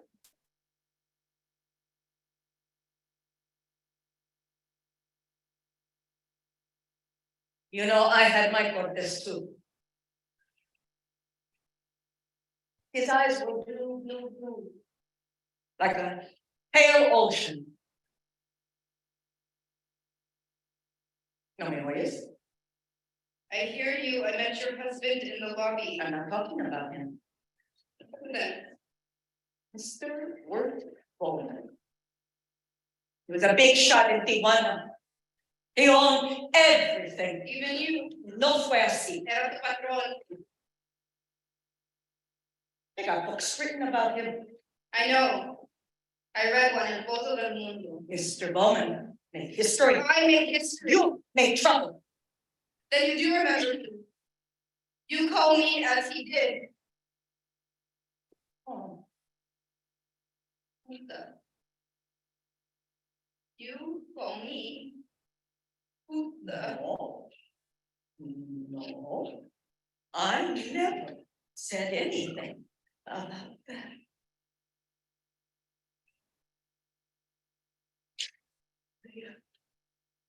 I got nothing to be ashamed of. I'm not ashamed. No, I don't like this place. I don't know why.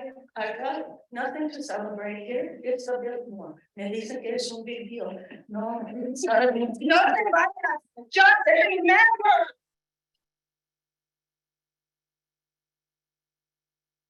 Wow.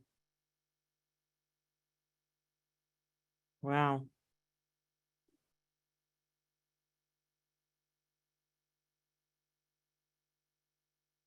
So, Cristina, can you hear me? Yes. So just go down to the image of the women for Llanto Colectivo. I want to say something about that. Maybe you can just do you can just run through those real quick. Okay. And this is These were all the women for Llanto Colectivo. We did a call. I think Jade's here too. Jade, are you there? Jade was in Shadow of the Man, ready for 11 years old. Wow. So if you're looking at the first row, go 1, 2, 3, 4. The fourth person from the yes with long braids. I think she's there. And anyway, when she was 11 years old, she played in Shadow of the Man, the little girl. So I say all that, you can notice the trajectory of these folks here. A lot of these were students from UC Santa Barbara, but Christina's here, and Vicky's here, and all kinds of different, theatristas and activistas, and then ceremonial people, were here. And basically what we did is that we did a protest performa protesta called the Llanto Colectivo. And this was Celia's idea, that this is when the worst of it was happening with the separation of children from their families. And we just went down to the detention center to scream, to cry, mis hijos. And it was like, that we did play and all that too, but I think the most powerful part was when we went to the detention center, and we did a collective llanto. And when what we were talking about when I began this whole thing, talking about the body, it was really something you can't fake it. You can't fake it. And so we really had to feel it. And they could, they kind of brought a cell phone in from the detention center, and they could call out, and they said, "We can hear you, Hermanas, we hear you." And it was, it was really, it just was important. It probably was most important to us. But there's always this conflict of you trying to figure out as artists what you can do politically. And this was amazing because we put out a call and all these people showed up, and it is our connections as, that we make as cultural workers and as, artists and theatristas and all that, including, go back to see Hortensia and Elvida. Oh, yes. And Yes. these two sisters, Elvida and Hortensia Colorado, they have been doing teatro since, I met them in the 80s in New York. And they're Chicanas, and they grew up in Chicago, and they're still teatristas, and they came in from New York, and they led it. They led the whole ceremony. They were amazing. That was incredible. It's a long history in that way. Good And I work. remember the sort of the workshop that you and Celia and with some of the people there in San Diego created when we all circled up. It was like 2 or 3 days we were preparing, doing actions around this moment, and it culminated on the beach. I remember we did a whole ritual, whole limpieza, and Vicky and I actually, I think we took off our shirts and we went into the ocean and we embraced, it was that spirit at the end of it. This is also where the border goes right into the ocean. Yeah. Yes. Yeah. So. Yeah. And this is, we hear art, as activism. This is embodied practice. This is what I feel you're doing with Las Maestras Center, it's amazing. And I think it's a real model of how we can continue to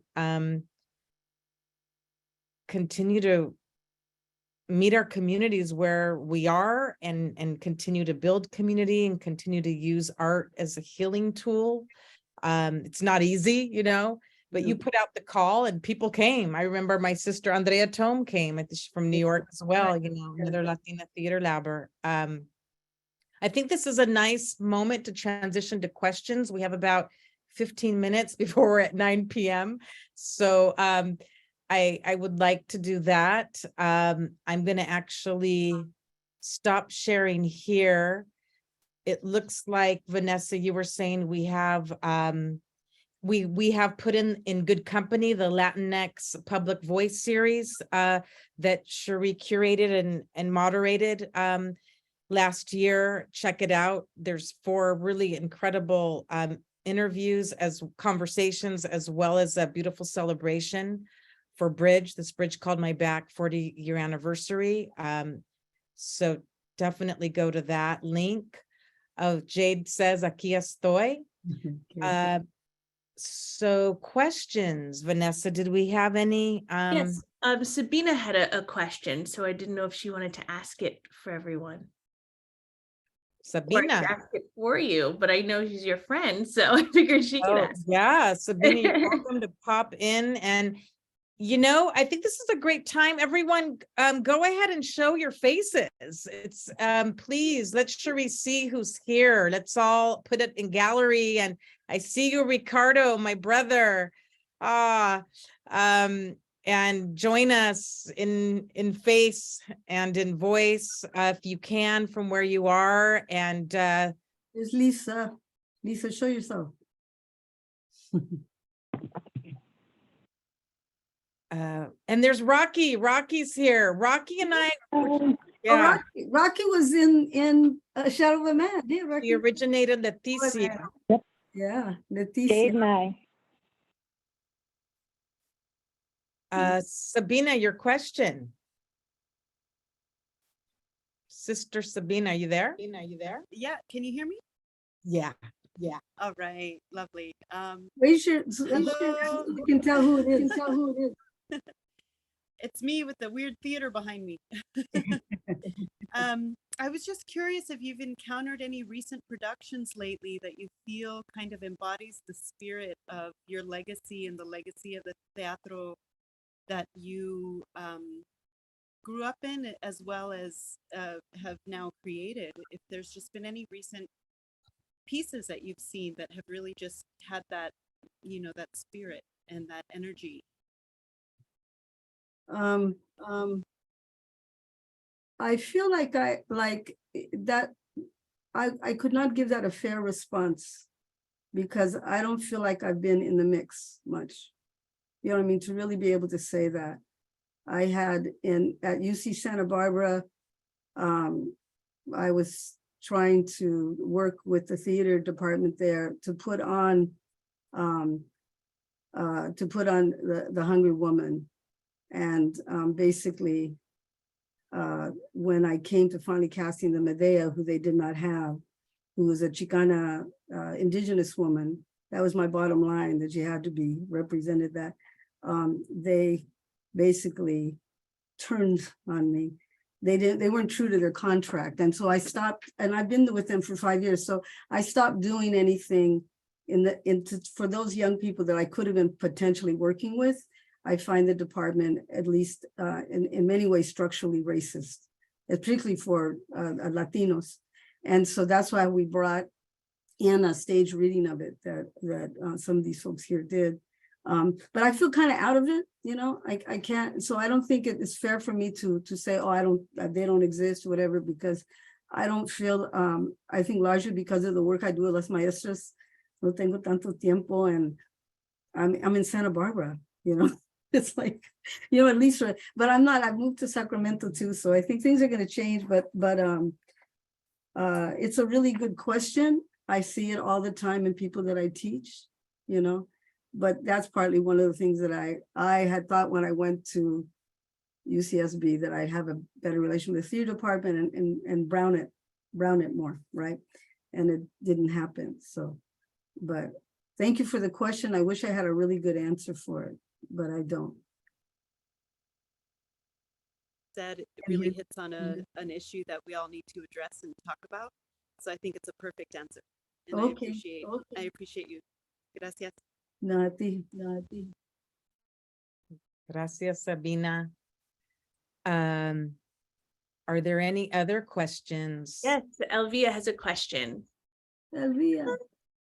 Hi, Maestra. Thank you so much for this. Good to see you. You talked about freedom and a lot. I'm just curious what your definition, what does it feel to be free for you or for our people? What does that look like, feel like?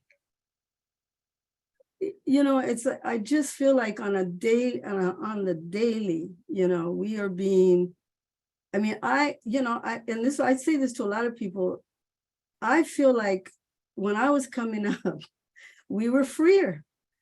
I just feel that. I feel that in the the corporatization of the academy and everything, the corporatization of everything. I mean, capitalism, I don't want to be talking, like isms, but that it is off the hook so that people, I mean, we used to be able to be artists because, we didn't have loans, like there's going to make sure that we're in prison for the rest of our lives, having to work 9 to 5. You could leave college or wherever you're going to, and get a little apartment and you'd be cool. I mean, Bridge happened when I was paying, $165 a month in my little 1-bedroom apartment in Berkeley, $165, So the thing about freedom, when you say what's free, what comes to my mind in particular for Raza is that I think about our colonization is deep and profound. I have never felt as strongly about that as I do now, particularly when I'm teaching, it's a public institution, and I've been teaching lots of Raza, and, they are like more colonized than ever, I mean, it's like, a lot of them are also indigenous, and, like, so so freedom to me is always about, is about conciencia, right? So that freedom is understanding you're in prison, and our little imprisonments happen every single day. They're always trying to figure out a way to prison, to make you in prison. And it's not liberation. We're not talking about you don't have any restrictions, but to me it, and like I think, for myself as a writer, like I just keep looking at this. I mean, of course, now we have all of the environmental stuff that we've always had, but we didn't know, and it's there. And then the diseases and all this stuff.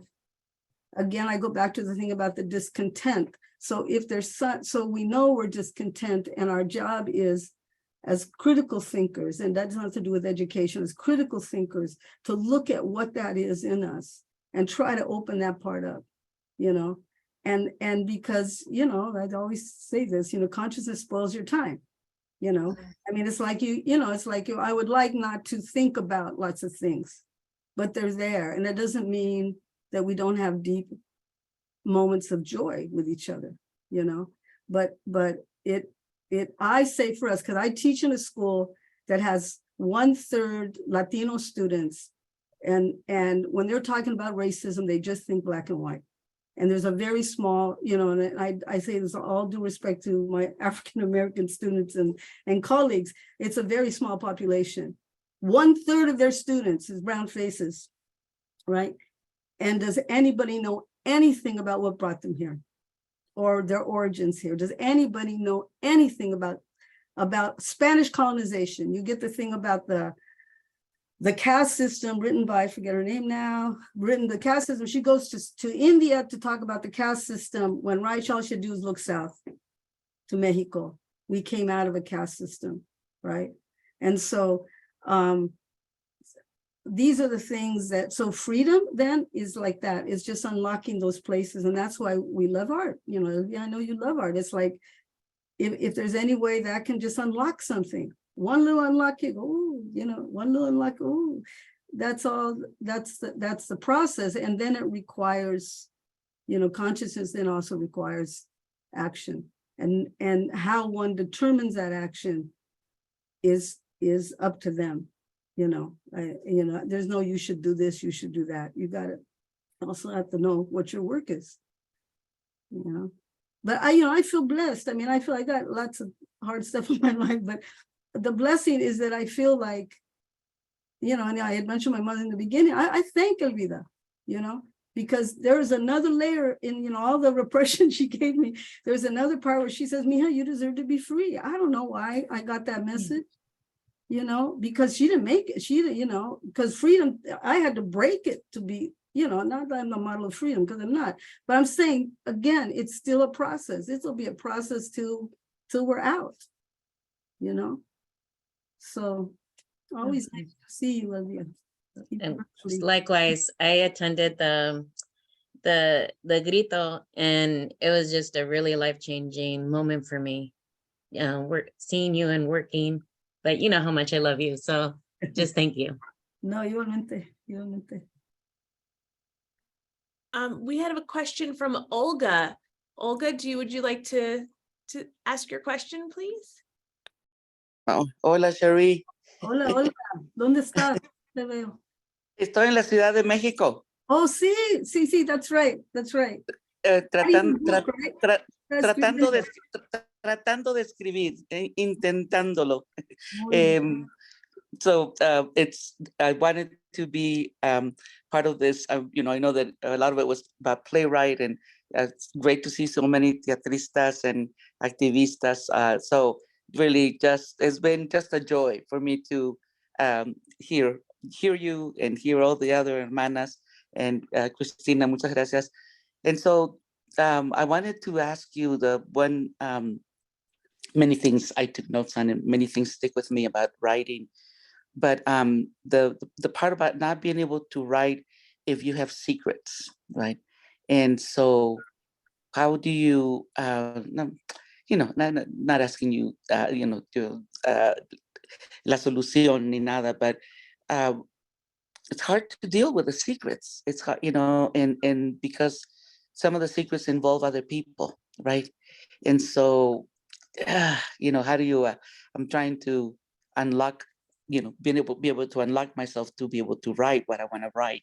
So I'm in the process, and I'm a first generation writer starting in my 70s, although I did some writing beforehand. So anyway, just about that, that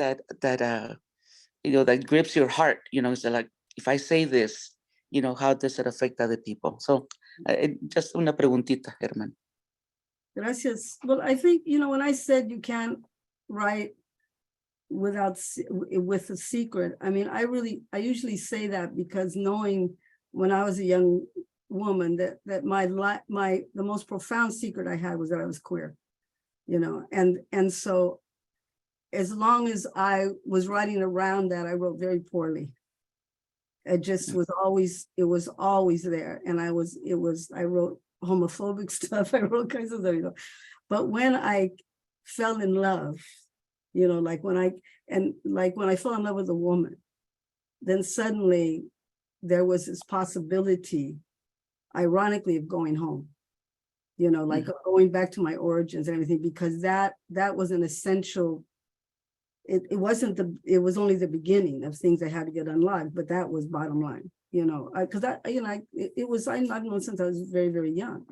And so I'm talking about those kind of major things, like, and you have made great risks in your own life and taken risks in your own life. And that's what we're doing. And then that's what it is risk taking.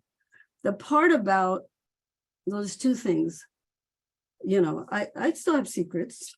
Like, I assure you, I have secrets, but it's like the part about the writing process is distinct from that, because in the writing process, you need to tell all. That's just the process. You need to tell all. Like and I've said this over and over again, you write, and you don't have to say names or nothing, but you write it. You write it as ugly as it was. You write it as beautiful as it was. You write it as messed up, whatever. It's a mess. You're allowed to write a mess, because in the mess, then you're going to find the joyas. And then you take that mess and you pull it out and you say, I'm going to begin here now, right?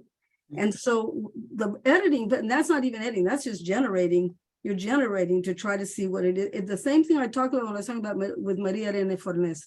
Is like, she just let us not do the plot line, right? So you can't think structure, you can't think, and you have to generate.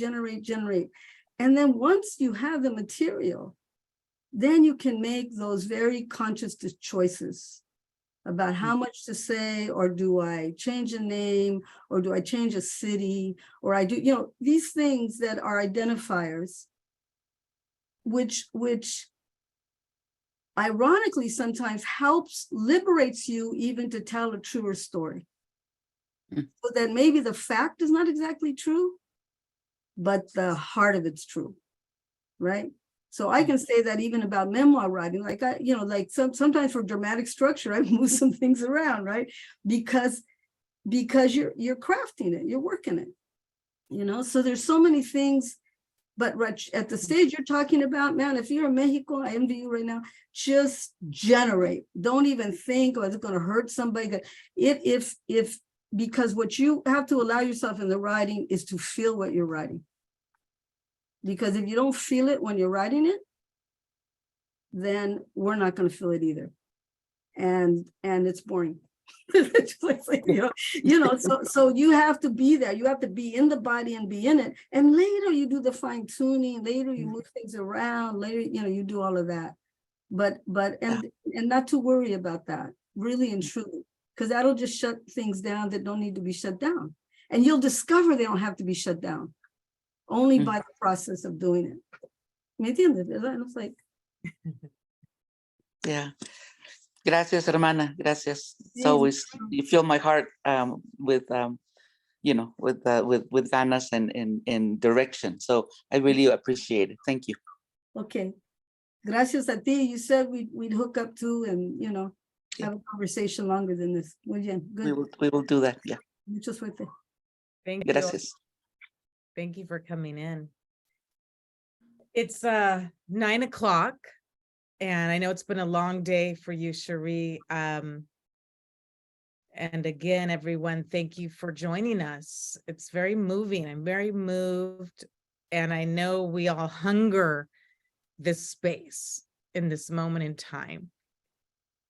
I mentioned to Cherríe over the weekend, I attended a talk that a colleague hosted on the Iran movement happening, women's movement happening that is generated very much from a student community and predominantly young women, and how we could be in solidarity with them by sharing what's happening to them in Iran. And Cherríe, I feel so much of what you spoke to tonight, is really touching, the rawness of what we're all feeling, what we're all being called to do, but we're tired, we're drained, and yet we get up and we go again, whatever that may be in our practice, as cultural workers, as artists, as educators. So I thank you so much, Cherríe, for making time. I'm thankful to you in my life.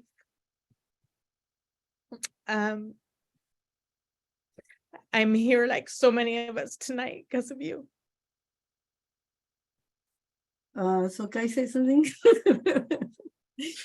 I just said, it's just all mutual, there isn't any, it's all mutual. It's like that you personally, you gave me a great gift this evening, and plus all the people that collaborated with you to do this. It's a great gift, because I am telling you, I don't know what people's fantasies are about what it is to, if one is perceived as a well-known writer or something, but it's lonely and there's plenty of self-doubt, and you always feel like you're going to go out of this life and no one's going to get it. No one's going to understand it. You could leave this life. I think because I turned 70 this year, it's really had a big impact. So it's like you could just, and I don't really, and it doesn't really, and also I always, as I told my, a friend today, also it's really important also to not think you're all that. You know what I'm saying? So this is the contradiction that we got to deal with all the time, that we're valuable and we're important and we're also not all that. In other words, it is the we that matters. It really is the we, so I think that I just really, Cristina, this happened because, we really love each other, and you were, to watch you open up as an actor in that theater class, to me, was a great gift for me as a teacher, and to affirm that we can do this, and Ricardo was in that class as well. And so I just want to thank all of you for showing up. It's meant a great deal to me. I would love to keep doing stuff like this. It made me feel, I'm gonna tell you honestly, it made me feel like I had a body of work. And it's weird to think that people might think that's really weird to think that you don't think that. But it's almost like the way you put things together tonight all of you that participated, and I'm very grateful for it, because it makes one feel, oh, there's a body of work, you know, and that's everything, you know. It's just, that's what keeps you going as, you know, as an artist. I think that there's a way that it matters, you know. So te quiero mucho, and I want to thank everybody else too. I mean, bringing the people in is a like, bringing these guys into read was really beautiful. I was very moved. Yeah, and there's one more that we're going to take it out with on video. Okay. And before we do that, I have to thank my colleagues again, Vanessa Mizon Pellegrini. I adore you. I love you. Thank you. Hashi Stone, my chair. They are amazing collaborators and truth tellers, and like believe in me and support me. So thank you. Center Theater Group, community partners, Jesus Reyes for co-sponsoring this, Nancy Ramirez, professional development, and our larger community. This is what it's about. ELAC Theater is about reaching our community beyond these campus walls. We want to bring you in for events like this. We will have Cherríe in person for sure. Follow us. If there's anything I'm forgetting, Vanessa's dropping it into the chat. And tenure. Yeah. My final 4th year tenure review is Friday, everyone. Send good vibes. It's a moment. I tell everyone I feel my ancestors here, and there were so many before me that made this moment possible. And that is why Cherríe tonight. Without further ado, I am going to press play, and we're going to take it back to the beginning. So here we are going to hear the voice of Corky as read through our comadre, little sister Sarita Ocon. Yeah. And it goes on for a minute, so it's okay, everyone. She'll send us home tonight. Here we go. Let me just send this over here and open and press play. One time, Tootie and me did it for real. Strip, I mean. We've been playing these movie capture games and all, and getting ourselves all worked up. I mean, we could play these games for days. Anyway, there was this minister and his family down the street. They was Presbyterian or Methodist or something. You know, one of those gringo religions. And they had a bunch of kids. The oldest was named Lisa or something lightweight like that. And the littlest was about 3 or so, named Chrissy. I mean, you couldn't really complain about Chrissy because she wasn't old enough yet to be a pain in the cola. But you know that was coming. Lisa be hassling me and my sister Patsy all the time. Tell us how we weren't really Christians because Catholics worship the Virgin Mary or something. I didn't let this worry me too much though, because we was being told at school how being Catholic was the one true numero uno church and all. So I just let myself be real cool with her and the rest of her little pagan baby brothers and sisters. That's all they was to me as far as I was concerned. They didn't even have no past. Just some Patty preaching up there on their altar with a dark suit on. Very weird. Not a damn candle for miles. Didn't seem to me that there was any God happening in that place at all. So back to Tootie and me. One day, Tootie comes up with this idea how we should strip for real. Well, I wasn't too hot on the idea, but still go along with him, hopping from backyard to backyard looking for prey. Then we run into Chrissy. So Tootie and me eye each other and figure she's the perfect victim for our sick little fantasies. The trouble is, I'm still not completely sold on the idea. But Tootie was always too stupid to pull anything off by himself. So I ended up working out the whole damn thing. The boy lacked the man.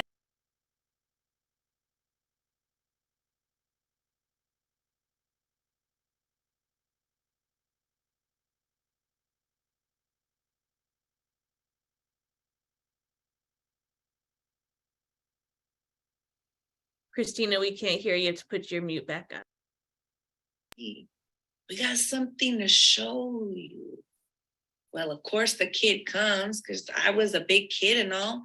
So we take her into the shed. I have her hand and Tootie tells her, well, no, I told her this. I tell her, we think she's got something wrong with her down there. I think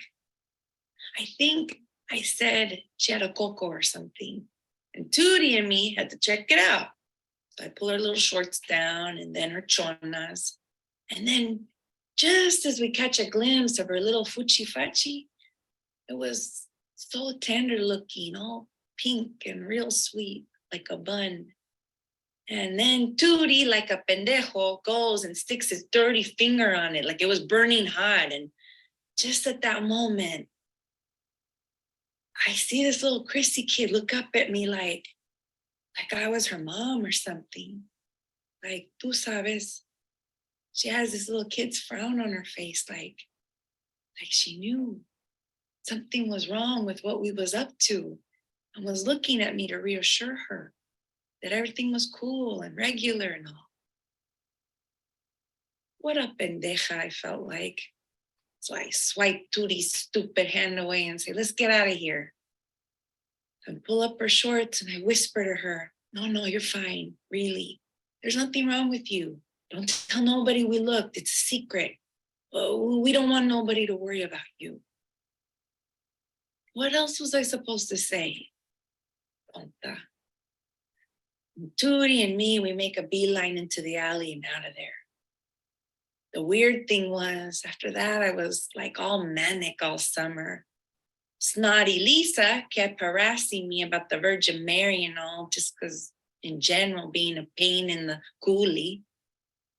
Things began to break down when me and Patsy stopped going to their church meetings on Wednesday nights. We'd only go because they had the cookies and treats after all the Bible stuff.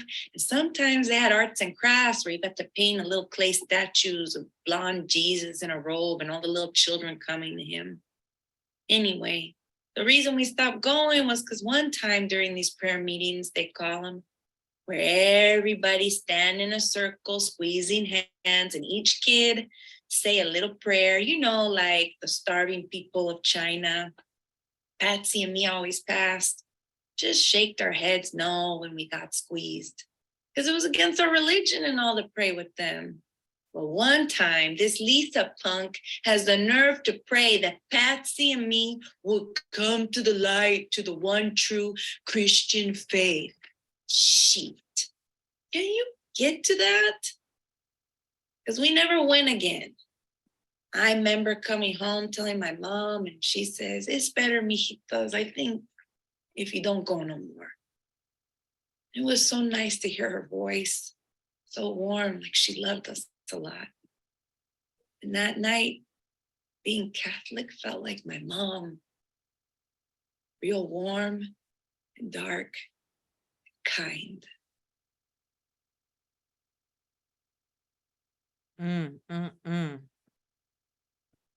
Thank you, Sarita Ocon. Okay. How did that feel, maestra, to hear baby you, wait, taking it way back.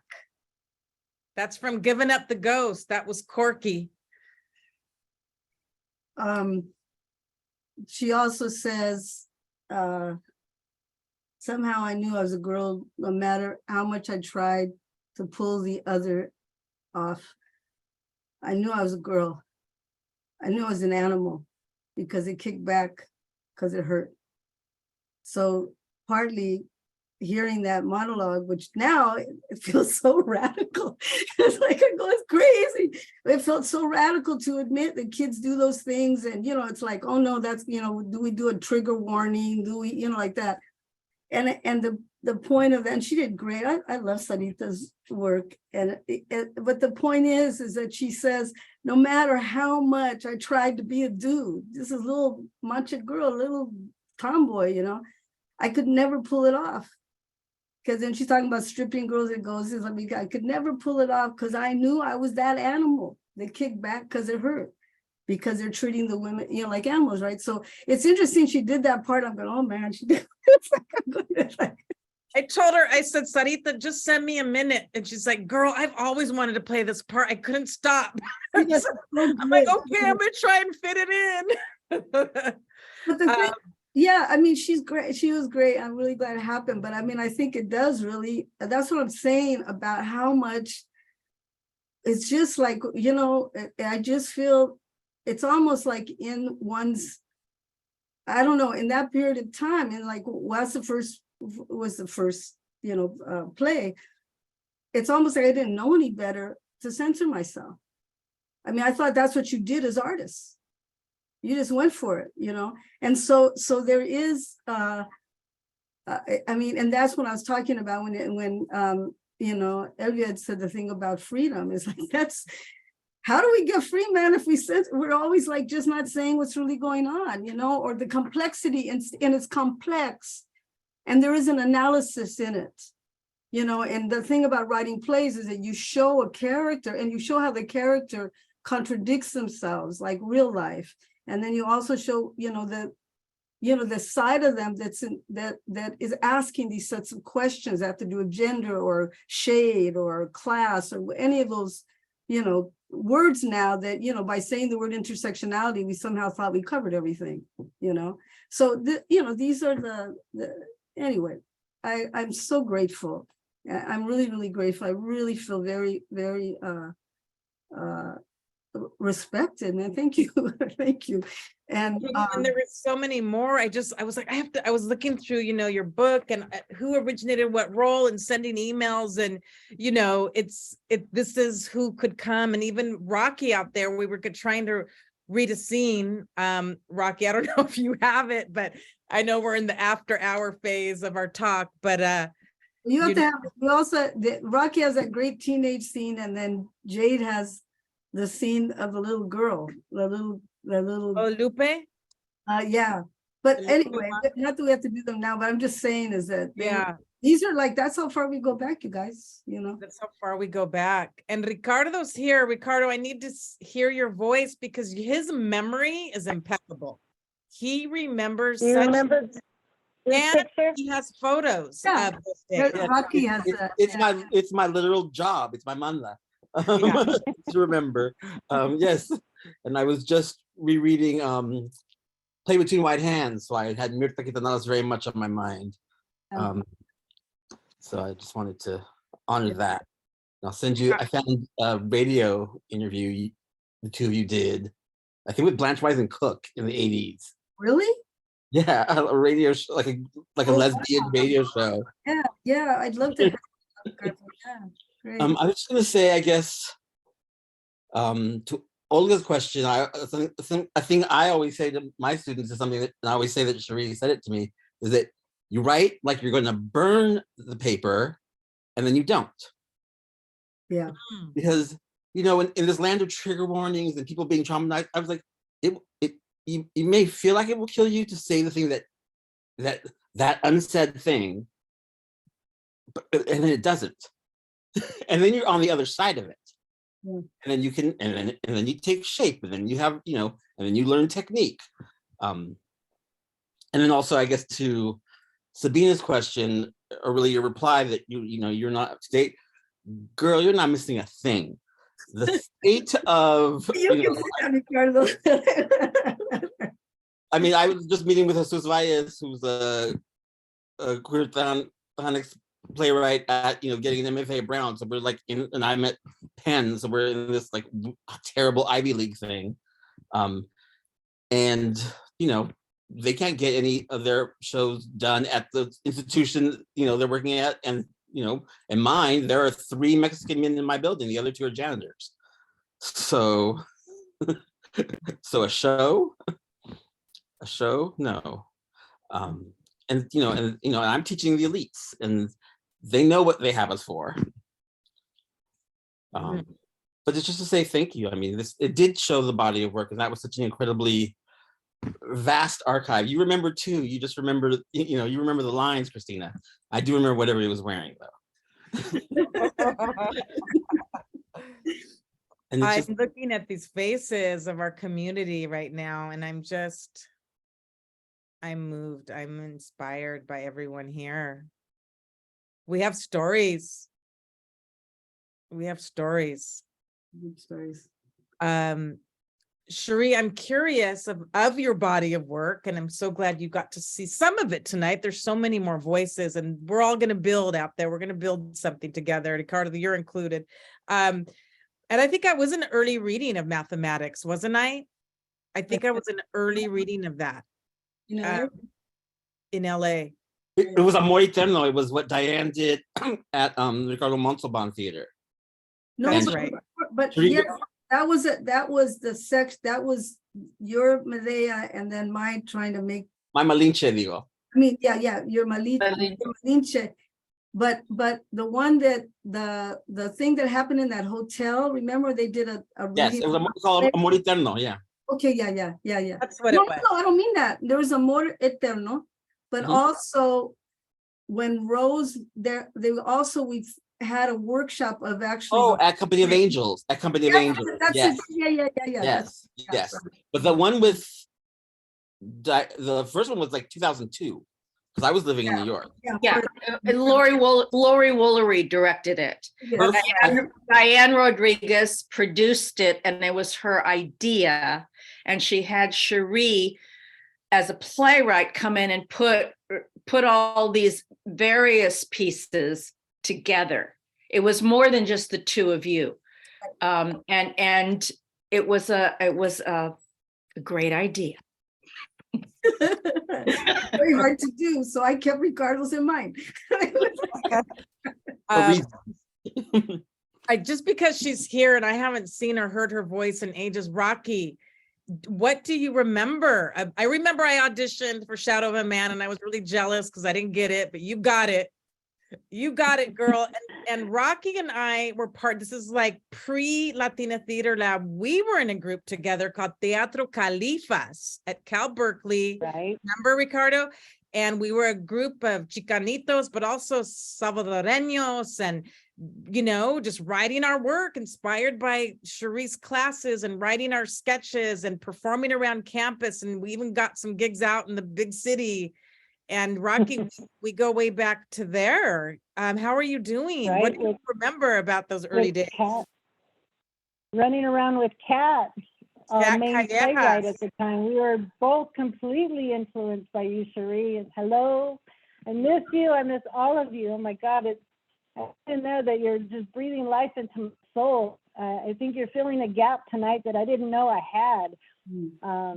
Or didn't know what it needed, and so you're definitely feeling my energy here in Fresno. In Fresno, yeah. So I just miss everyone. I do remember all of those days. I did the Shadow of a Man with Jade, and I did the staged reading of, was it Giving Up the Ghost, the one that you did? Can you hear me? Yeah. I can't see everyone. Okay. I spotlighted the one that you did, Jamie. Yeah, I did the stage reading for that one, and so it was completely influenced. I was in, and now it makes me wonder why did my path veered? But it's beautiful just coming back and feeling the energy and just knowing that, Cherríe, I don't even know how you can question the influence that you've had, but this night really, if it does bring it back for you, thank you. Thank you for all of the influence you've had for all of us on all of these generations. I've never forgotten everything that I learned from you, the inspiration you gave us to be free, to, even if you were figuring it out, you did not show it because you gave us you gave us the fire to just be free and say what was on our mind and say what we were thinking and be a part of it. So yeah, wonderful days.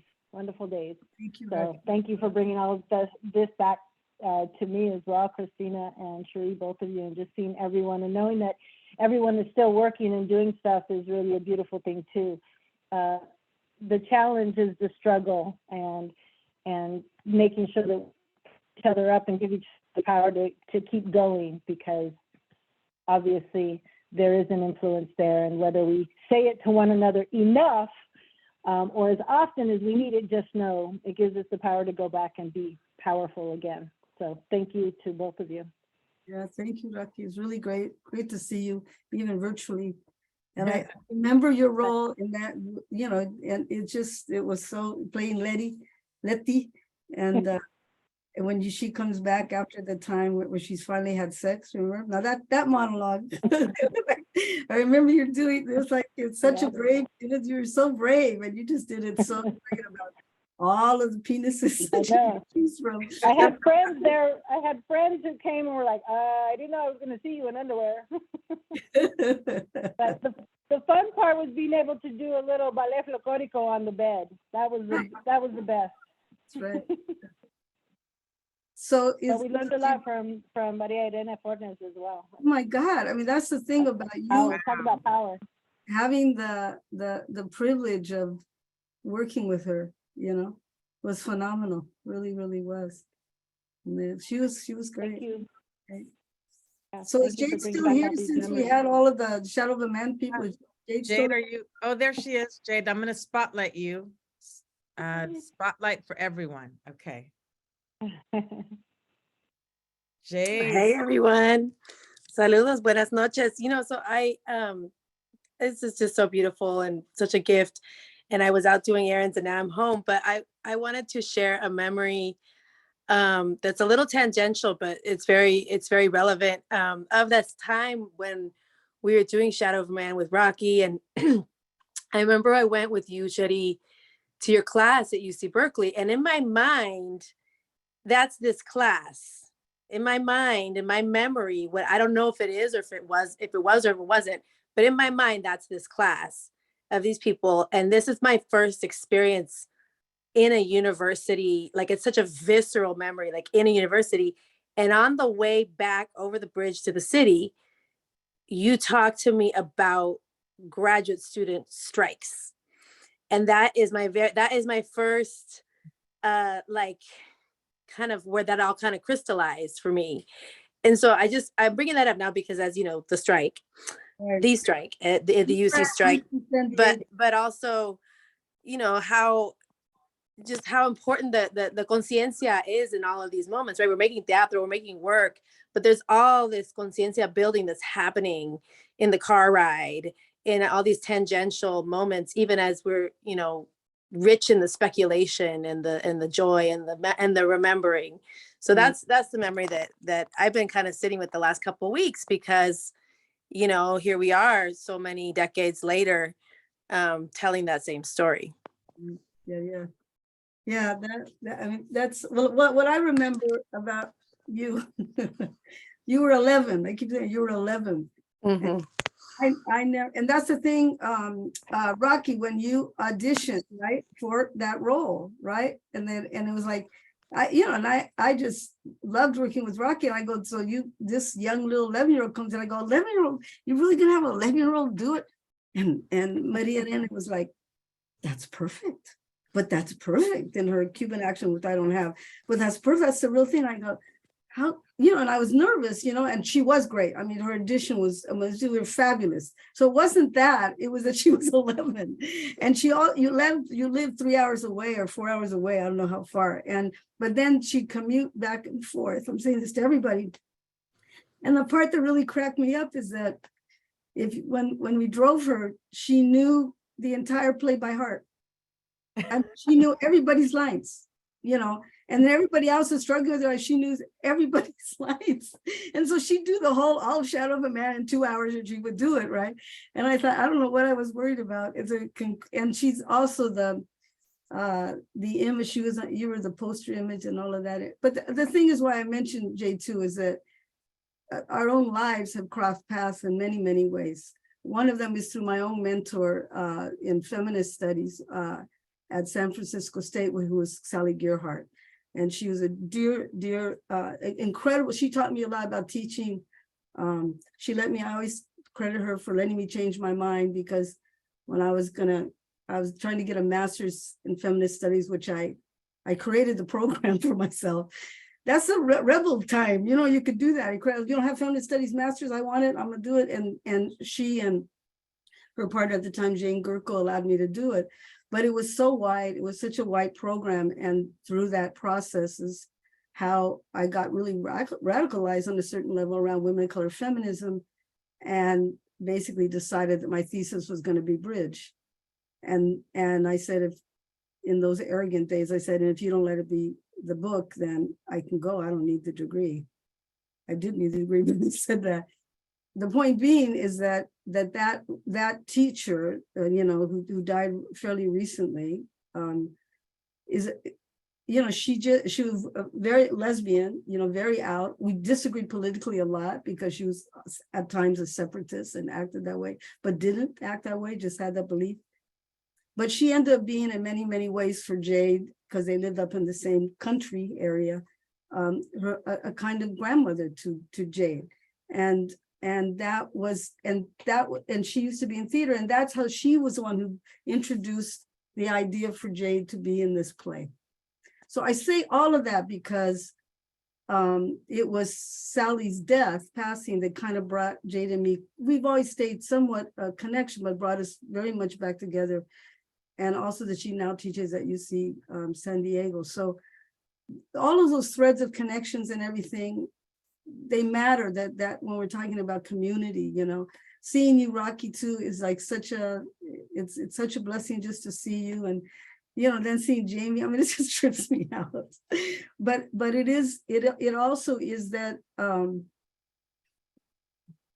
like the good nature of it, the good nature, that we're not competing, that we're finding a place for each other and what our talents are. And then, like, you're telling Cristina, oh yeah, we auditioned for this, and that means you didn't get it. You didn't get the role, right? And still being in it. I mean, to me, that's the, I think that's really the beauty of it, trying to maintain that. So anyway, thank you, Jade. Thank you, Jade. And there's one last little comment. I got a message from Maria Martinez, who said she played Mama Sol in Hungry Woman, Mexican Medea, directed by Adelina. Maria, and she's a veterana of, like part of CASA and a writer. And where did you go, Maria? I don't see you. The one in West Hollywood? I'm here. Yeah. I'm here. Yes. Yeah. Yes, it was in West Hollywood. Yeah. That, what was it? Is a gay theater, right? I don't know. Right. Something, I forget now. Celebration. Oh, celebration. Celebration. Yeah. Right. It was Celebration. Hello, Maria. Good to Hi. see you. Actually, at that time, they had to put a wig on me, If it was today, it would be perfect. You finally grew into the gray hair enough, right? Is that right? With the pandemic, Yes. Thank you, Maria. I just thought I would mention it, I'm so happy you did. It just goes to show there's been productions, all over the place. We've been touched. Right. We've been touched, Cherríe, by your work. Well, thank you. I'm trying to get this is a period of time in which the anniversary editions of things are coming out, and I do have these Loving and the Warriors and The Last Generation are now one book. I mean, selected writings from both of them. So it's like 20 years of writing, and then Wedding of the Wings is coming out tomorrow. Okay. But what I want to say about the plays is that for some time, there's a lot of these plays that have not been published. And so I noticed that since we don't get a lot of productions, I noticed that when they do get published and they get around into people's hands, and more can happen, because they'll be, usually this just happening through the universities, the productions, and I think, that's not that uncommon, right? Because Right. you have to have the text.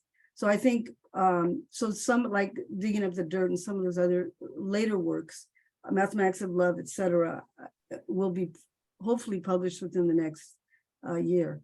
And so I look forward to that. So I'm just saying is that I appreciate it. I'm not here to brag about any of those things. I'm just saying there's going to be more documents, and if that facilitates being able to have more access to it, I look forward to that.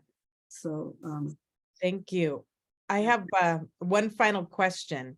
of everything you've written play-wise, what do you hunger for the most as far as seeing a fully produced production that you're not directing, that it's produced, it's whether it's, you know, like a regional production? What do you see? What do you hunger for now? If that was even a goal. It's not everybody's goal, but we've talked about it. Turn it down, you know. I mean, that's hard for me to say because I felt like with I mean, because I'm always pragmatic, you know.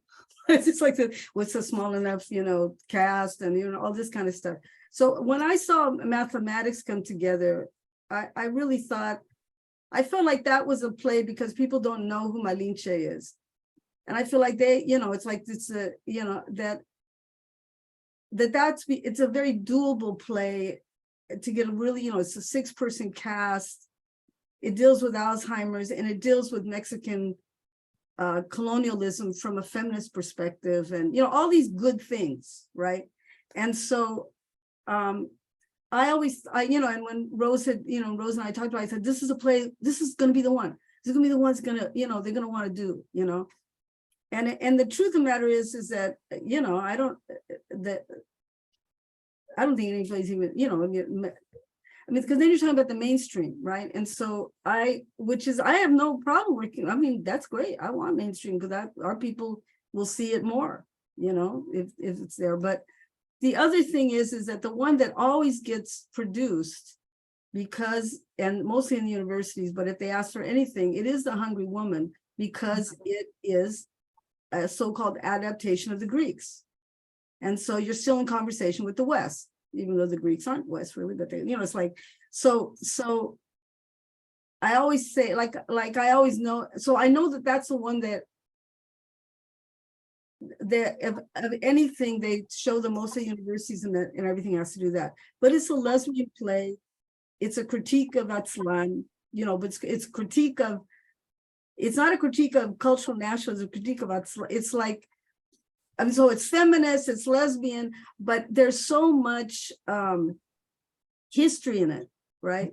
And it's our history. So partly my issue always is, and I really think that this is a disadvantage, is that we really write for ourselves. You know, like as long as we write for ourselves as Mexican Americans or Mexicans, Chicanos, whatever, and we're talking about our history, our people, our colonialism, you know, I mean, all of this stuff, our future, that people don't, you know, as I always say, no somos nadie.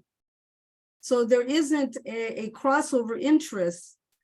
And that's why Medea is done, because they see the word Medea and they know that story and they're just going to kill her son, right? So they'll allow those other things, those other versions to happen. And yet,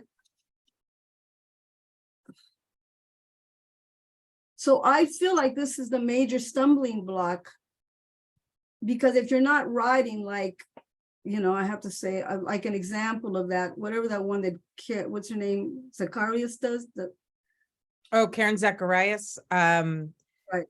And she has the one about the immigrants or whatever. It's real popular. I forget the name. I'm forgetting to defend. Okay. I think that thing is, you know, I'm gonna say it on the, it is so stereotypical. It is like, I mean, it is written for white people, you know, and white people love it. And we even love it. That's how we are. We love anything that we think, you know, it's like that, you know. And well, so we're in something, we'll all show up. Oh, we'll all show up, you know. So, but the thing is that, so these are works in translation, but they're an accurate translation. You know, that is the work that replaced The Hungry Woman at our university, right? That told me a great deal, which was, they really didn't want an accurate portrait of who we are, or an like if you went, you know, what we're offering is an internal, like you're getting like a front row seat on who we really are, you know, not the interpretation, not the adaptation, not the stereotypes and all that. So I know we're just talking to each other now, but it's like, those are my concerns, you know, so I would gladly accept them doing any of them. It's fine with me. But, you know, like those, I think those two come to mind. I also really, really love Dirt. I really love Dirt. Yeah. And it's very intimate. And so some of it would depend on the conditions of, you know, there's a way it needs to be a small play, you know. I liked it small like that. Anyway, you know, we can always talk about that stuff, but I just feel like as long as, you know, like, as long as we're still really paying attention to Anglo audiences, it's very problematic because we don't get to our goods. We don't get to the goods of who we are. Goods meaning the important vital materials about who we are as a people. And so how can you really do, you know, progressive theater, you know? And we should be allowed to have, you know, mediocre and stupid plays too. You know, Black people have that, and they have great works. So like I'm okay with people having stupid plays, you know, but I don't want only those kind of works to be what they see of us, you know, kind of generic, you know, generic immigrant stories, you know, as opposed to the complexity of the immigrant stories, and, you know, like all of that. So I hope we're just talking to a little group of us now, right? Well, I can actually, I think we're still streaming. Let me, Oh, sorry, that's okay. You didn't say anything that, I mean, you no, know. I know that, but I'm just saying the critique, you know, this critique. You can I'm keep going to stop the live stream Okay, bye. because it's getting deep. Elvia, Sister Elvia has a great question, and I think this will be a nice way to maybe round things out for the evening. Oh, wow. Is there, Jesus. I know, too bad we're not all together. It would be cocktail time. Exactly. Is there a new play you still want or need to write? Great question. You know, I wrote a screenplay, a very well-developed screenplay on Chavela Vargas that I think is really good. And you know, it was commissioned, and you know, they like it, and you know, they're sitting on it, and I don't know whether or not, I think legally I have the right to make a play out of it if I want. So that's one thing. But the other thing is, and I think a little bit because I've been kind of looking at Maria Arena's work right now, I think I'd like to write something that breaks all the rules. And I'm not sure what that is, but I'm reading her work and I'm going, you know, the last set of plays and, you know, the letters of Cuba or whatever. And I go, Jesus. Because I always thought about Maria Arena as somewhat conservative, you know, like just conservative politically and stuff. And then you know, so I'm reading these plays and I go, that really and truly embedded in them, you know, for lack of a better word, one could say they're very humanist positions, you know, kind of like humanist positions. But she talks about the ego, like she'll just say, oh, but, you know, it's so bad, you know, that people don't want to get to know anybody else. And it's just, you know, it's always I. I can just see Maria Arena talking this way.